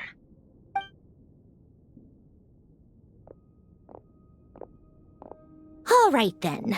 So, what's the situation? The rest of the team is still out working on their missions and evacuations, but we've decided to fill you in on the most crucial information first. Sandrone, you were right. Columbina is most likely still alive.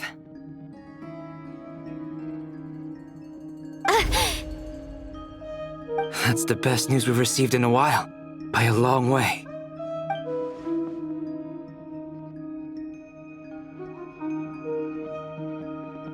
Random locations. Appearing in reverse order? Are you serious? So not dying isn't enough for the moon goddess, huh? She has to show off too. Anyway, does this mean we can deduce her condition from the moon marrows? Miss Sandrone, there's nothing wrong with simply admitting that you're happy to hear the good news. I'm not. And she's the least of our problems. We're facing a huge crisis. If she can't control the flow of time in there, she's just gonna keep moving backwards. Different points in time won't intersect, and she'll never find a way out. Let's say life begins with a drop of water. When did time begin? The moment this planet came into being? No, that's not right. Her final destination would be the moment at which the space she is in was created. But it doesn't seem like we can influence that space from the outside world. So how can we help her? Also, if she's alive, Rerir and Thalindis might be too. But as far as we know, neither of them have come back out. That space may not have an exit at all. I'm afraid I must concur with Miss Nefer in this. Can't exactly argue with that. Let's leave it there for now. I've taken notes on everything you said. Will it help with your research? I doubt it's gonna help with breaking Dottoro's energy fields. But who knows when it might come in handy. Better to have it all written down than try to remember everything when I need it. All right, I need to get back to my research. Mr. Albedo has made a lot of suggestions that will require my undivided attention. Sure, I'll stay here. I have things to work on.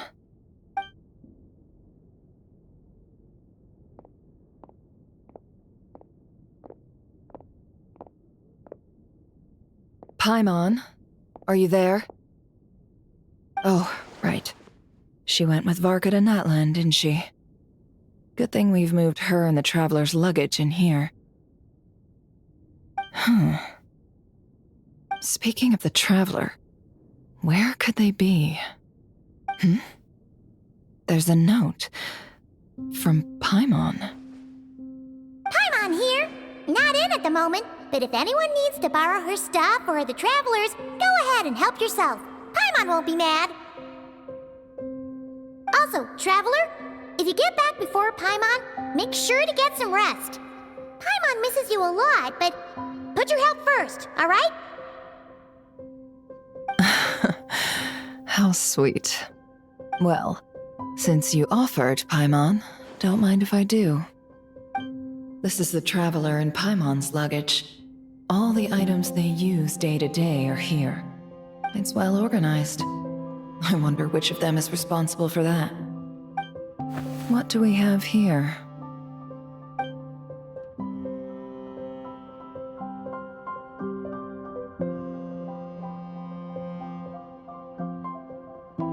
The camera captured a special moment that can only occur between people who are close to one another.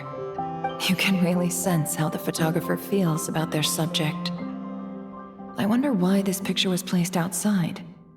Is it because Paimon recently looked at it?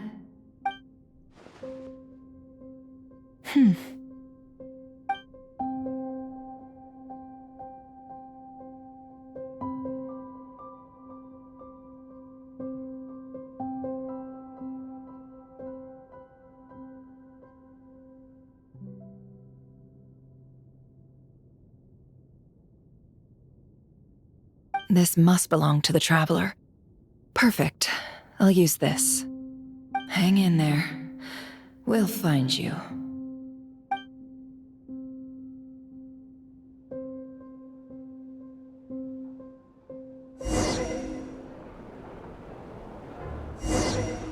Polonia. Search keyword world formula and bring me all relevant books.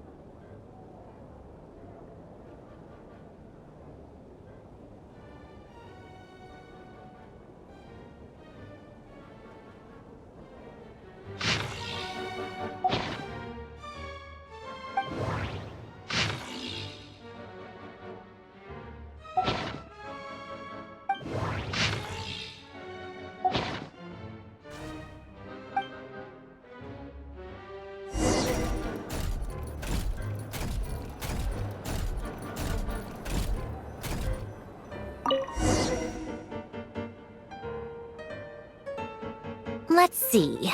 This one is on Tonki's sermon dictation concerning the apocalypse.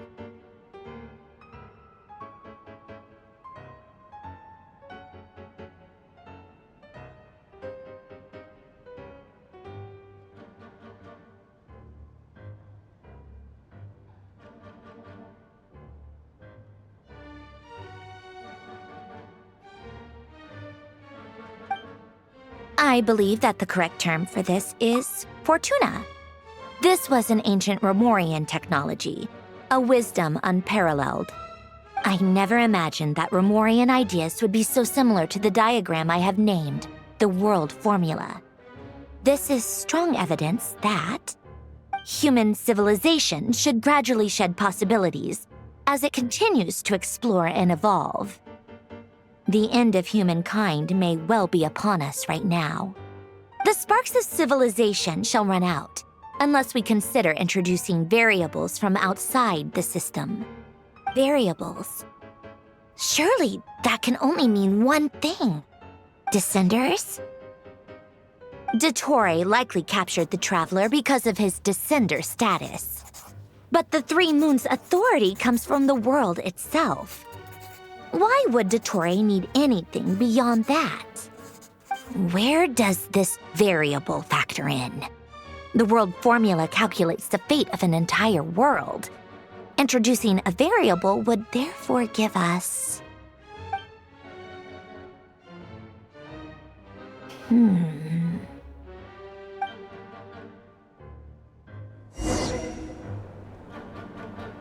Polonia, search keyword pathway and bring me all relevant books.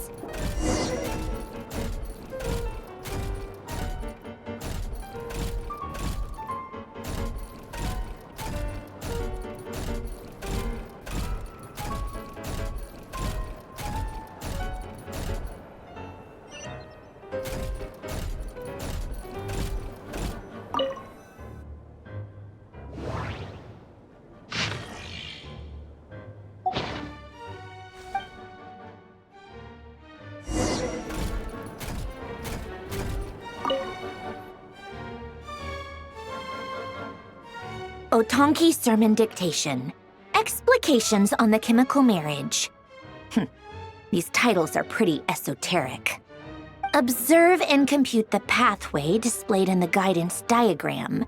Deconstructing and reversing its effects could generate potential ideas. So, it's one of Renee's draft lectures. Deconstructing the pathway. I suppose that could lead to a breakthrough.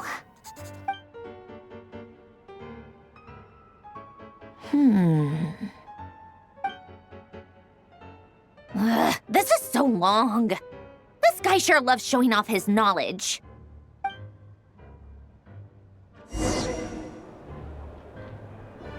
Polonia, search keyword tree model and bring me all relevant books.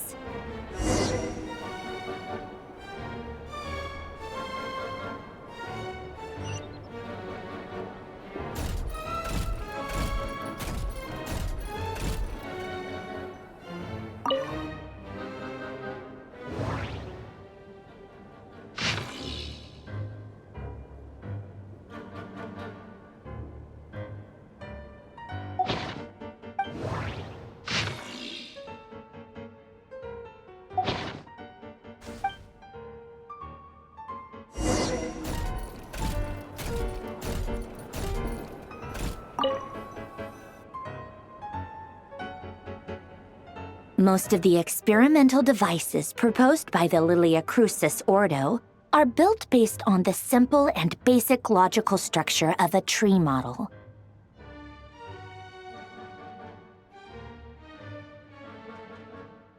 Lilia Crucis. Guess they were trying to cover up the name of the Nausitzenkreuz Ordo?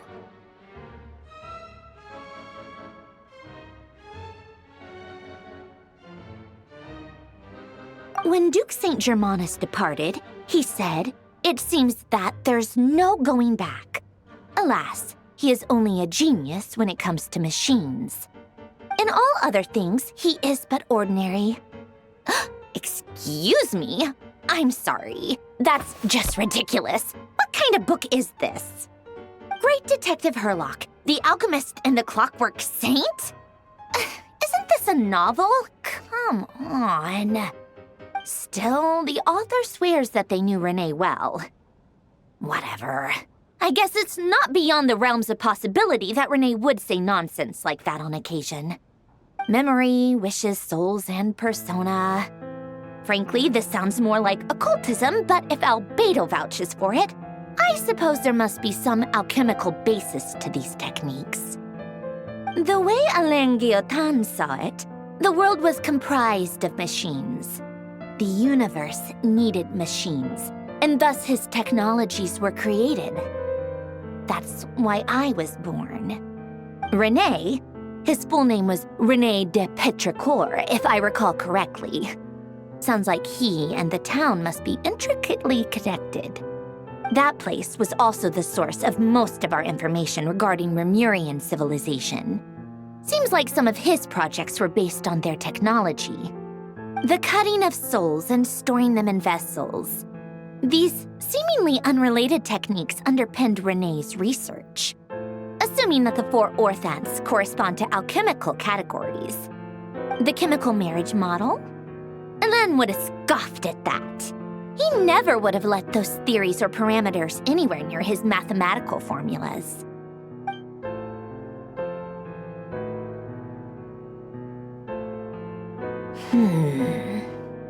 What was Alain's view on René?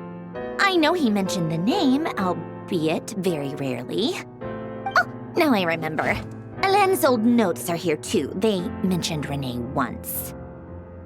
René seemed most out of sorts when he spoke to me. A lack of sweet foods has dulled his mind, I should think. Either way, his words are not to be believed. Yep, that sounds like Alain. My subordinates actually did a half-decent job digging out all these materials. Makes a change. Good for them. Some of Alain's old files are completely consistent with these records. He must have gotten them from the Tower of Gestalt. I never knew he got his hands on René's records that early. He may have kept them, but he never even attempted to use them. Didn't believe a word they said. Come to think of it, René's world formula was filled with calculations of constants. That shows he believed that the fate of the world to be predetermined. As for Alain... it's been too long. I forget what he said. What would he have said? A guy like him, fervent believer in machines, but not headstrong enough. The world can be changed. It is worth persevering. Yes, that's how he used to think at least. He created that procedure to save this world. Yet the scale of the world's fate proved too enormous. The result was beyond his ability to calculate. He died having never seen the outcome. And there I was, left behind in the ashes of his dreams. Did you really never take a close look at René's research? Or did you read it but deem his philosophy incompatible with your model? The very thought of trying to incorporate his ideas probably made you feel sick to the stomach. Well, don't worry, because there's a whole new category of lunatic in town. Next to Dottore, every other madman looks sane. You once asked me what I wished for. Should have asked him instead.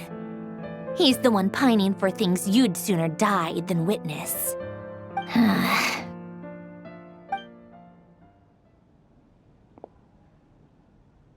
Even the tiniest variable can make big waves in the present. Now then, allow me to put these incompatible fragments together in your stead. First, establish and verify the existence of the Great Circle. Absolute nihil on one end, absolute reality on the other.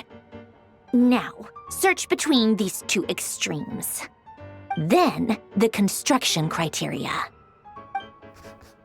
Variables. The sparks of civilization shall run out unless we consider introducing variables from outside the system. Input variables. traverse the world, space-time, and civilization, then extract the essential nodes from the records to determine which variables they point to. The primordial power that differentiated itself from the void. The power of light. Yes, light. Records. Hyperborea. This is horrendously complicated. After all that, I'm still missing a few variables. I need to think this through again. How do you think it looks, Polonia? Like the frenzied scrawlings of a madwoman? Fine, keep it to yourself. It's not like you can talk anyway. I'll assume you gave it a passing grade. I jest. But true madness does often start with trying to save the world. What would Arlecchino and Columbina think if they saw this incomprehensible hen scratch? They'd probably have me institutionalized. So would Rosaline. She's been dead for a while now. When I close my eyes and think back, I can still see her face. And that enormous dress she used to wear. Such a bizarre choice. What possessed her? Oh, and the clack-clack of those heels used to drive me insane. No one's asking me, obviously, but I hope you all know that I never wanted to save the world. I'm not crazy. I don't have delusional ambitions, and that's a clinical fact. The world needs a solution, but I don't need the world's validation. It's the world begging me for answers, not the other way around.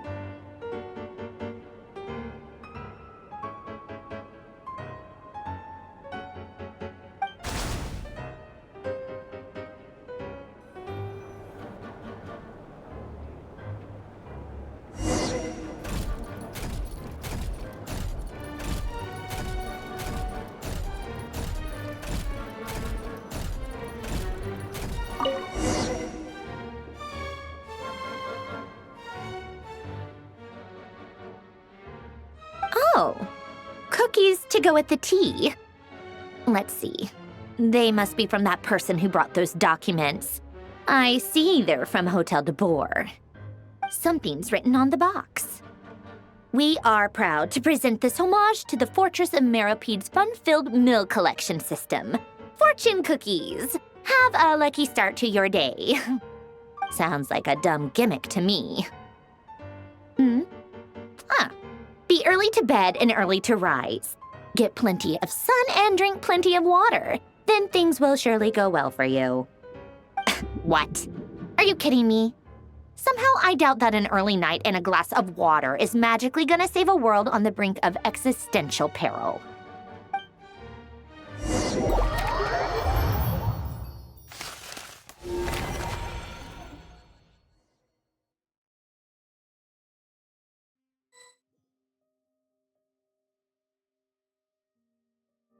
Lady Arlecchino, word has reached us that Lady Marionette's troops are all in position.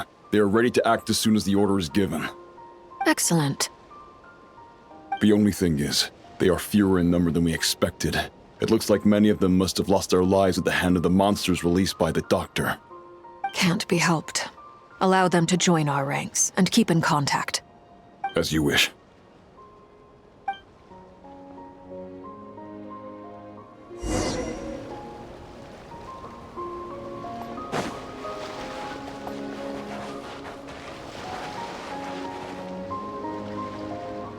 It's been a while, Arlecchino. You look well.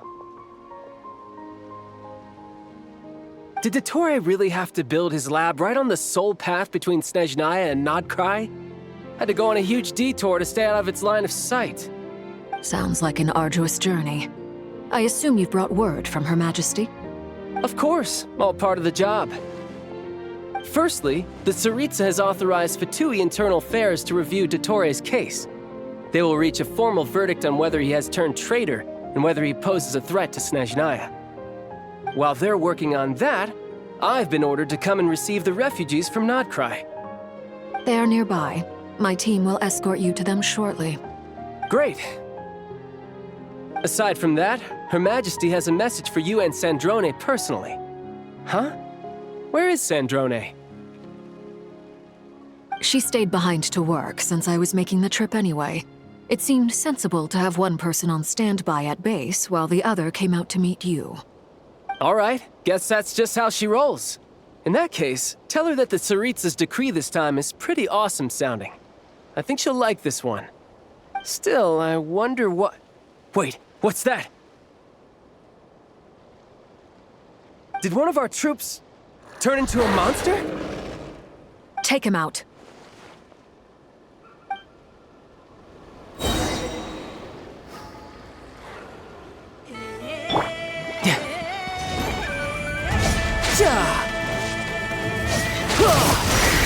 Shouldn't let your guard down. Lay to bear.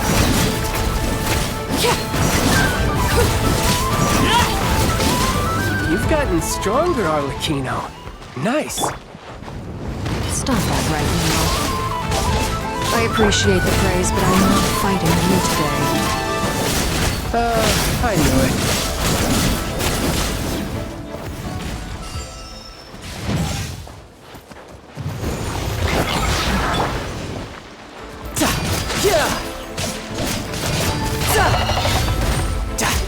Everlasting as the moon! Transfixed!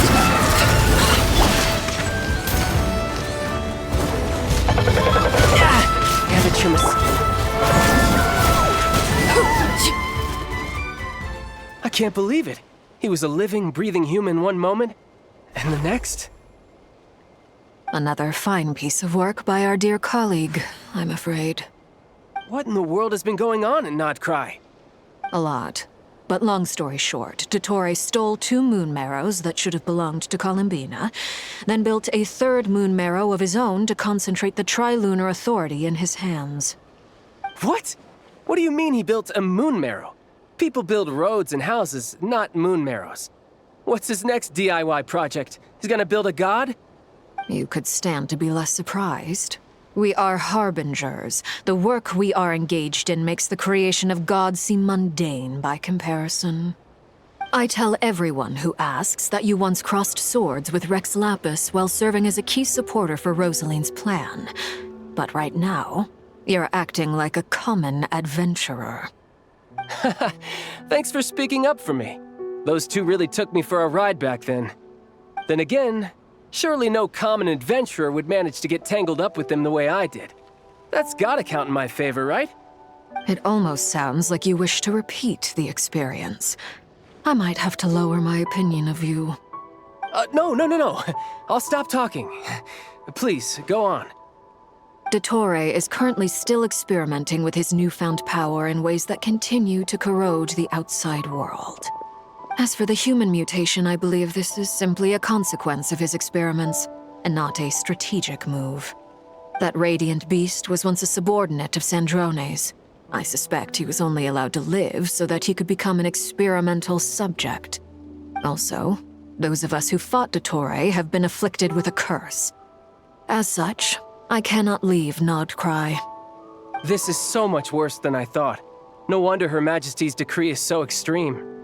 While these exceptional circumstances persist, the Harbingers are hereby authorized to use unilateral executive powers. Should Dottore pose a threat, Arlecchino and Sandrone are permitted to eliminate him. My thanks to Her Majesty. I will pass these good tidings on to Sandrone. Her Majesty has also declared that she will refrain from launching an attack on the now evacuated Nod-Krai due to the presence of unretrieved research material. A wise decision. By the way, how's my old partner doing? I'm assuming they're with you? Partner? You mean the Traveler? I'm afraid I have bad news. He was captured after our failed assault into Torre's lab. His whereabouts are currently unknown. What? Why? Since when does Dottore have a bone to pick with him? That is indeed the question. I'm not sure he does. He must have some other goal in mind. This won't do. I have to rescue him. You can't. We have no idea where the Traveler is. What am I supposed to do then? Stand here twiddling my thumbs? Sandrone is working on it. The best thing you can do right now is complete your mission. Fine. I guess I'll leave this to you then. One last thing. Tell the Rooster to get the message out to the gods and citizens of every nation in Teyvat. Beware. An uncontrollable pollution is spreading forth from Nod-Krai. The source of that pollution is a madman drunk on the success of his experiments. The Fatui and our allies will endeavor to contain the threat. However, if Nod-Krai falls, things are likely to escalate. Considering Dottore is one of our own, all Fatui stationed in Nod-Krai consider it our duty to stay and fight him to the bitter end. Whatever the cost. Hey, don't be too pessimistic. If it comes to it, I'm sure Her Majesty won't stand by and do nothing. I hope you're right.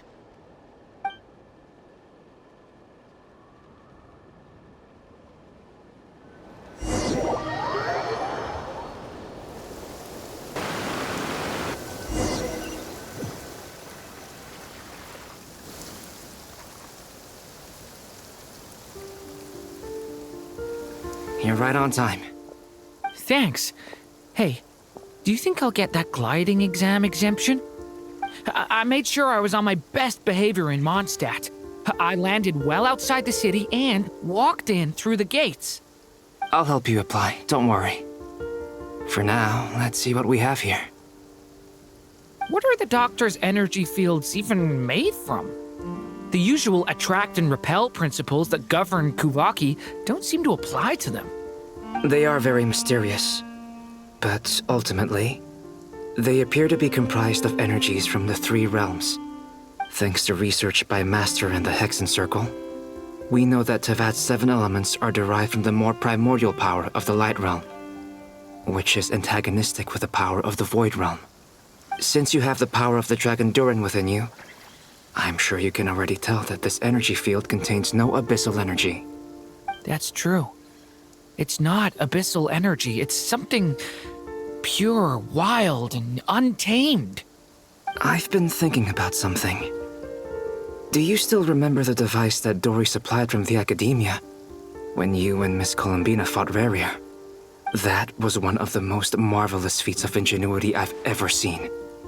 The design, the craftsmanship, the material selection. I couldn't fault any of it. Not to mention the operating principles. Surely the most ingenious feature of all. Dory didn't go into detail on how it functions, but I have a working theory.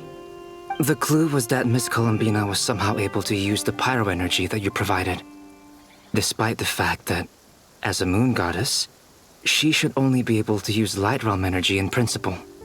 Now, all elemental energy is, of course, derived from light realm energy to begin with. Hence, I suspect that the device works by restoring elemental energy to its original state. This presumes a theoretical model of the 7 elements akin to that of light refracted through a prism. Perhaps it is no mere analogy. Maybe there is indeed a prism in this model. I almost wonder if the idea for the device was conceived based on direct observations of said prism. It would explain how such an ironclad design concept was achieved. It is at once a masterwork of engineering and a groundbreaking application of the Academia's latest elemental theories. I suspect only Lesser Lord Kusanali herself could have devised such an ambitious technology. But back to the energy field before us. If this is pure light realm energy, its relation to elemental energy is one of integration versus division. Or you could say that the former contains the latter. Could this mean that elemental energy can dilute the power of the light realm? Should we give it a try? We should.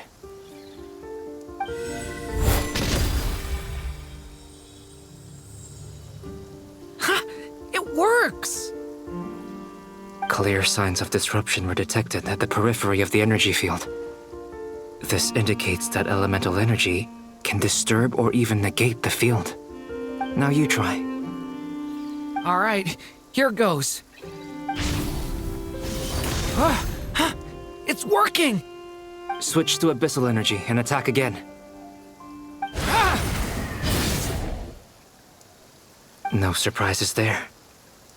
Abyssal power drains the energy field to a significantly greater extent. I now feel confident in asserting that the energy field is indeed pure light realm energy, and that elemental energy can dilute it. But the energy field is huge. How much elemental energy will it take to neutralize it? We don't have to neutralize it completely. We can try other approaches. That's all for theory. Would you like to continue watching? So you knew I was here? Huh? When did you get here? A while ago. But Albedo sounded like he was working on his thesis defense back there. Back in Sumeru. You can end a person's whole career by interrupting them mid-speech. Very thoughtful of you. I'm truly touched. Could I ask you to lend me a hand? With what? A little test. Try using Animo to unleash a concentrated assault with circular blades, with the goal of breaking through at a singular point. Nice! This time it tore through the field. Tremendous. This is a major breakthrough. Should we go through? We probably shouldn't risk having mutually antagonistic energies in such close proximity. Durin, you stay here and watch the entrance. Hat Guy and I will go in to investigate. Sounds sensible to me. Keep your eyes peeled, Durin. Don't worry, I got this. You two be careful in there. Just give me the signal if you need help and I'll dive right in. What do you mean, signal? It's based on a new alchemical concoction I developed last month. When 2 bottles of it are smashed on the ground together, they emit a blinding burst of light. If it comes to that, remember to shield your eyes with your hat. Glad I asked. Thanks for the heads up.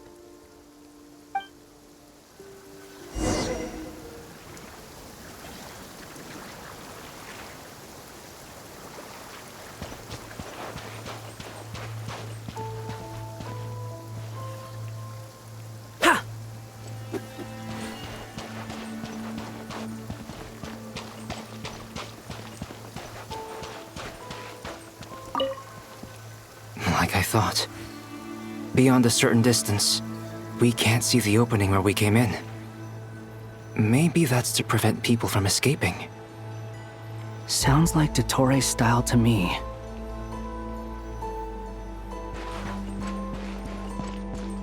Not much has changed.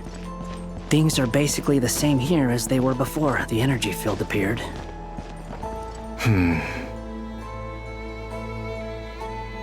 They have no heartbeats and they're not breathing. We can only assume they're dead. But there are no visible wounds. Also, there's an animal squatting next to each body. It's watching us. That's not an animal's gaze. What are you trying to tell us? Doesn't seem eager to talk. I guess maybe it's just an animal after all. Let's keep looking around.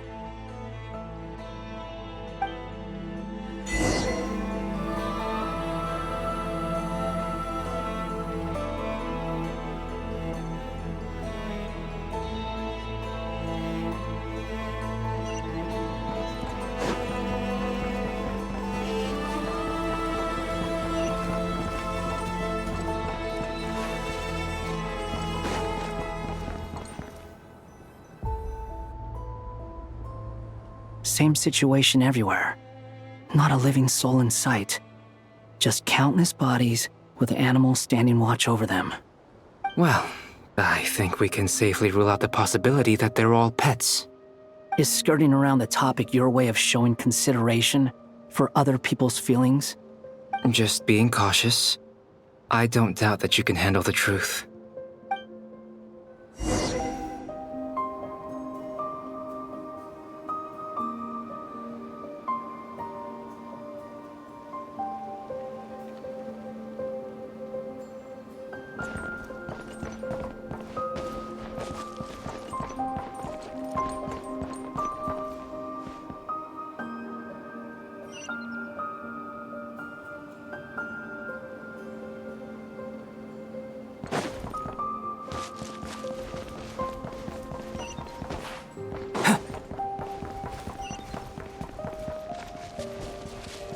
Careful. Please. Help us. Please. Over there. I hear a voice.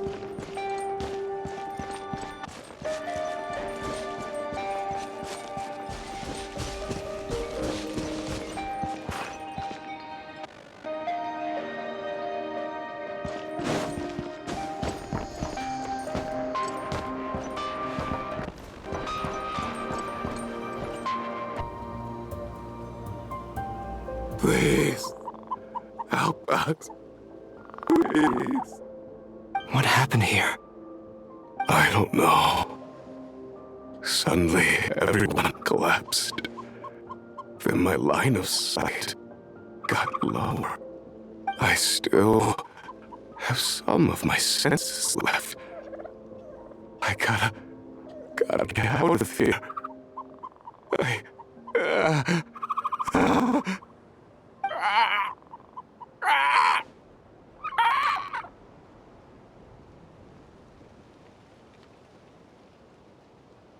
It looks like there's a huge experiment going on inside this energy field. Maybe each energy field is its own giant experiment. Vile. He's swapping human minds with those of animals. Even without the other circumstances, this would be an extremely radical experiment. Those people may have lost their sense of selves, but they are not fully animals either. If they were, they would have left. But instead, their instincts are driving them to remain by their dead bodies. We should go. No sense in sticking around here longer than we need to. Agreed.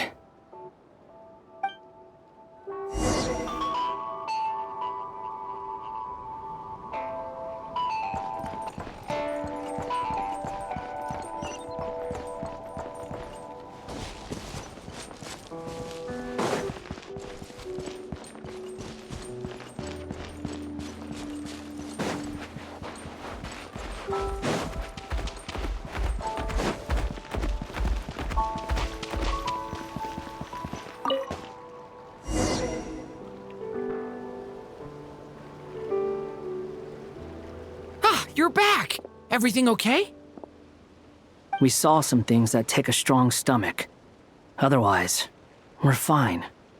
We should share our findings with the others.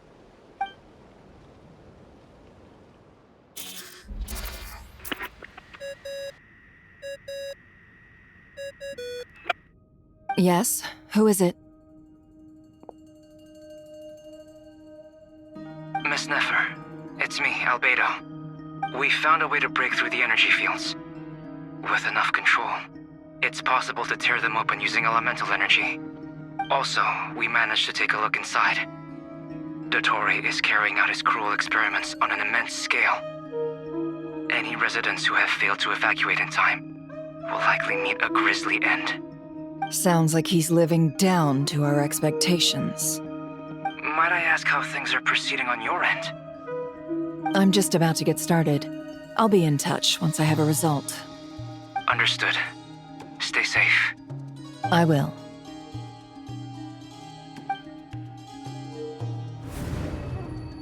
Well, Nefer, I'll link up with you once my tasks are complete. What makes you think I'd need you to do that? I'll need it. And considering the way you approach certain matters, I think you'll be better off with me present.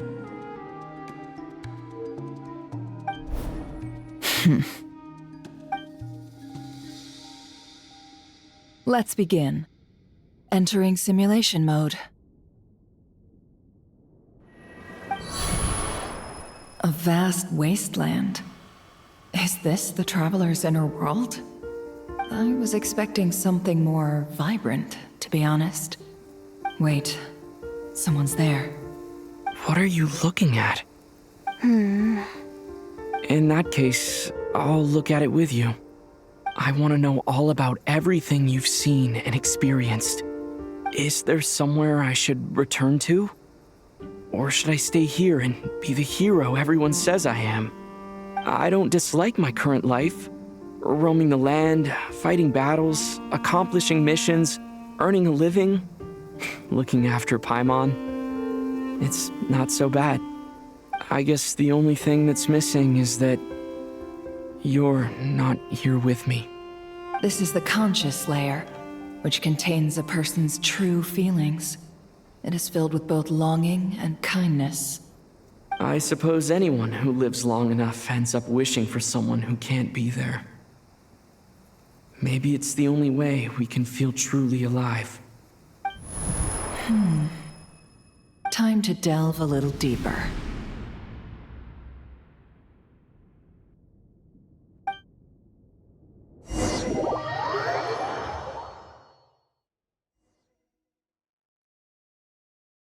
Nasha Town is hardly the optimal choice for a place to live, but it has character and a reasonable population density. What are you trying to say? Oh, don't be nervous. I was just thinking where might make a good starting point for your journey. Perhaps I should send you further afield. Conria, perhaps. Conria ceased to exist long ago. Once again, you fail to understand the possibilities that the Tri-Lune creates. Anything that has existed in the past, I can now recreate. You simply do not wish to see that happen. That might be because you miss your sibling and fear getting answers that you are not ready to learn. But this is not for me to judge. If we are to collaborate, we need to maintain an amicable relationship. In a moment, you will be able to... Oh no. What are you...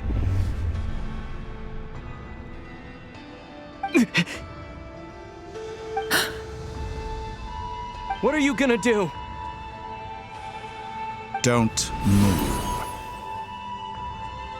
Something unwanted has crept into... Oh? Gone as quickly as it came.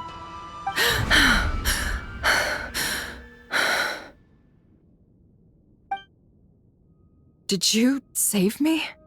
If I hadn't cut the connection, Dottore might have caught you from the other side and destroyed you. This was a good idea, but once is plenty. You were exceptionally brave. Excellent work. Thanks, but now's not the time for that.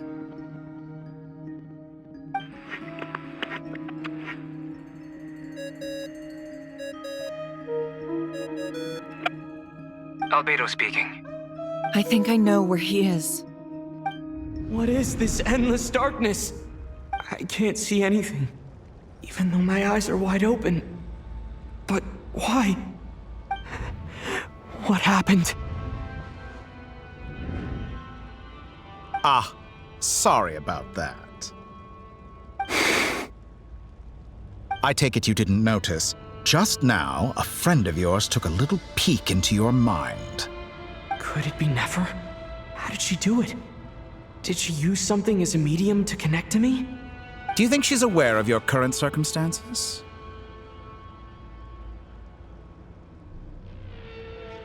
Oh dear. Have I stunned you into silence?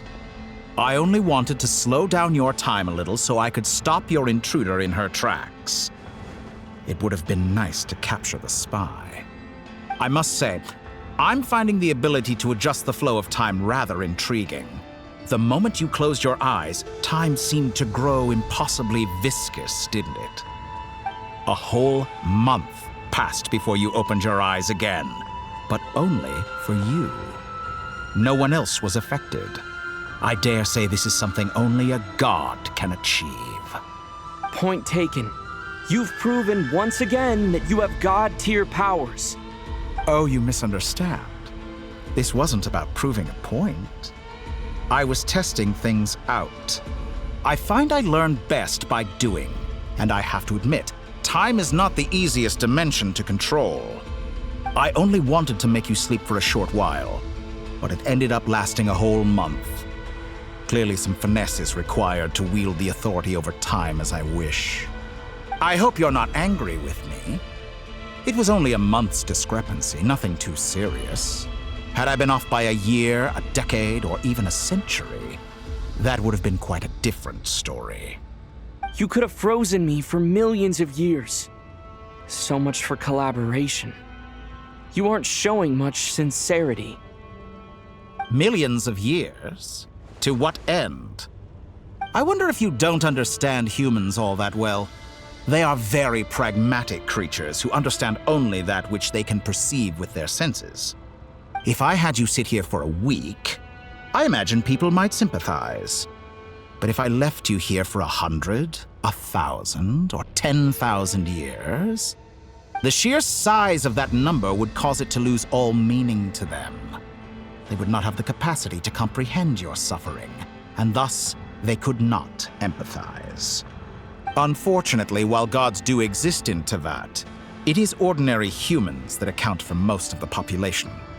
Their lifespans are so limited, their bodies so fragile.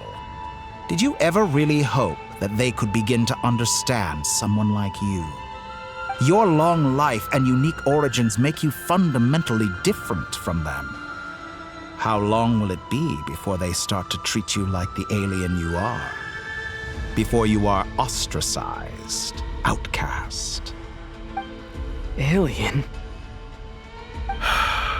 Even I feel bad for you sometimes. This world has made you into a slave. So many times you have served its will, and not once have the powers that be ever thought to grant you the one simple thing you wish for. You have been treated most unfairly. I can change that. I will grant you special privileges and give you back the status you rightly deserve as a descender.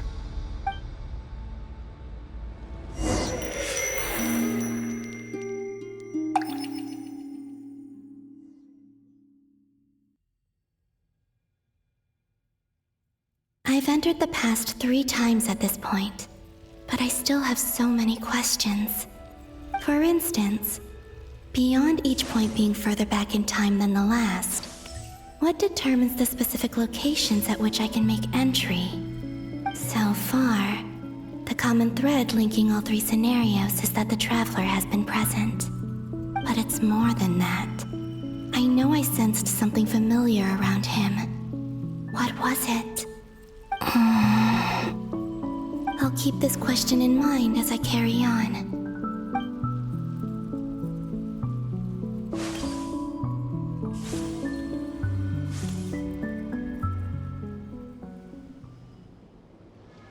Humans, you never change.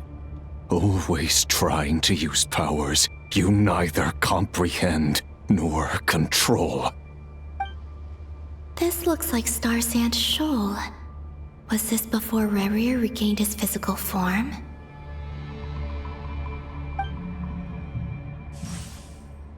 You've messed with the cannon again, huh? Sorry, but this round's not gonna go your way. The cannon. That's right. I was at Silvermoon Hall and I sensed an abnormal Kuvaki fluctuation coming from Nasha Town. And right after that, came an ominous power emanating from Star Sand Shoal. My body was once torn into countless pieces and hurled into the swirling chaos of time itself. But even so, my life and will were not extinguished. I wonder if I could try to prevent his resurrection. But how would I do it? What can I do, here and now? Traveler! Behind you! Look at that light!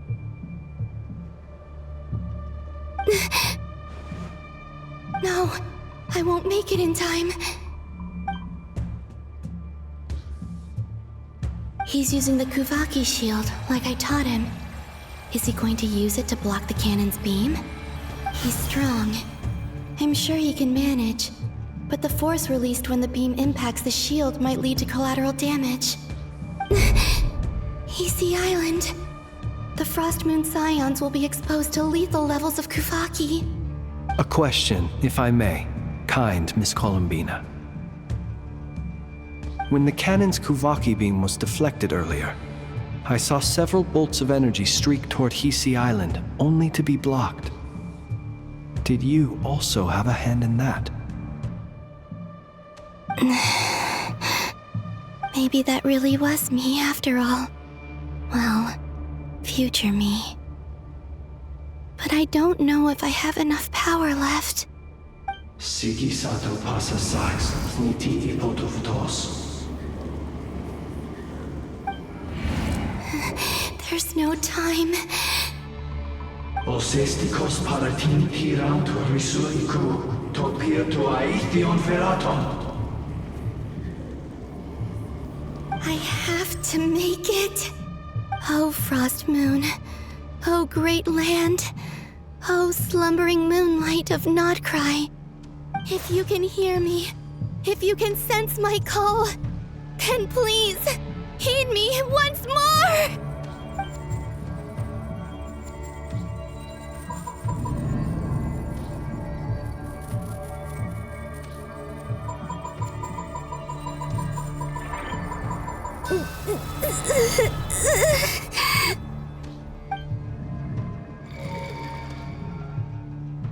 Did it work?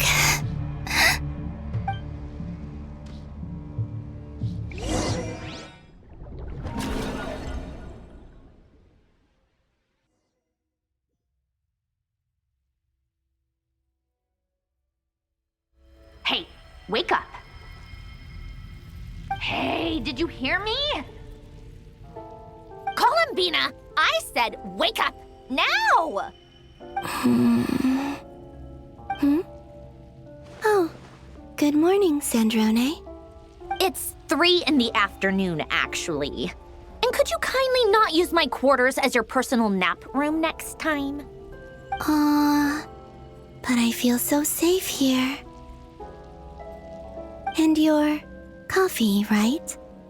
It's so bitter, but it smells lovely. It's like you were raised by wolves in a forest or something. What did you drink growing up? Grass tea? The Frost Moon Scions certainly led a more frugal existence than the Fatui. Then I'll bet you've never eaten one of these before. It smells delicious. That's because it's a Fontanian recipe. I had a little free time today, so I made a batch. Rosaline will be here shortly, but if you really can't wait, I guess you can go ahead and... Hey, at least let me finish before you start eating! Did the Frost Moon Scions not teach you basic table manners? Or did the rules not apply to you because you're the high and mighty moon goddess? These are so tasty. Of course they are. I made them. I was worried they might contain traces of machine oil. What?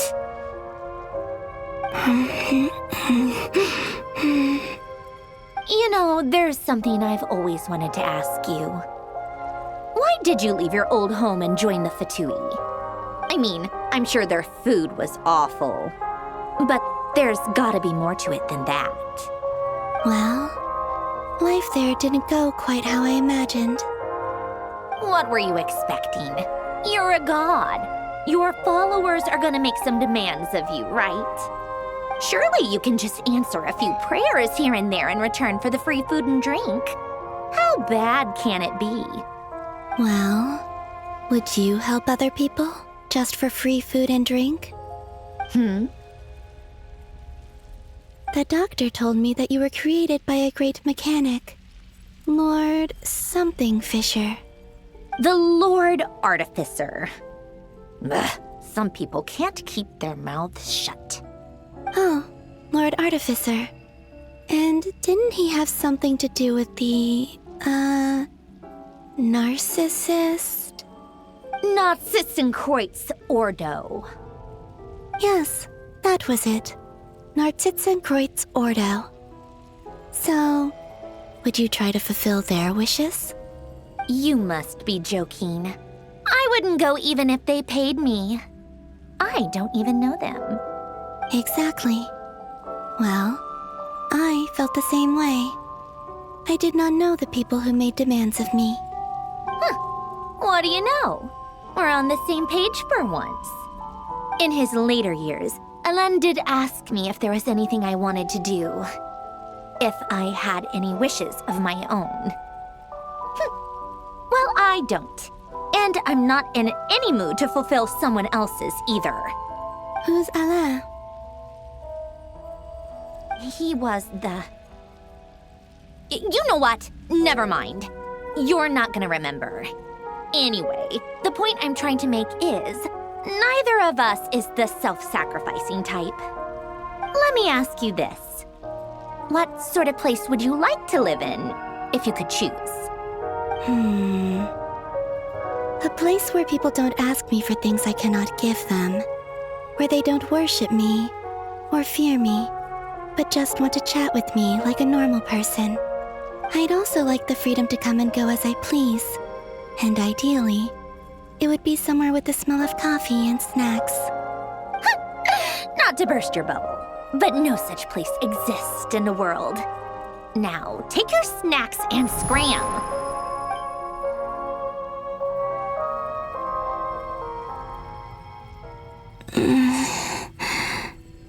Did I pass out? Of course. I'm back here again. I dreamed of events from my past. Sandrone. Traveler. I miss you all so much. Back there. I guess I managed to harness all the Kuvaki energy on Hisi Island. But how did I do it? Time is flowing backwards here, and I can use that familiar power to enter the world of the past. That mystery ally everyone talked about. It was me all along. I can sense that there isn't much more power remaining up ahead. What lies at the end of all of this? Will time keep flowing into the past? And will I ever find my way back?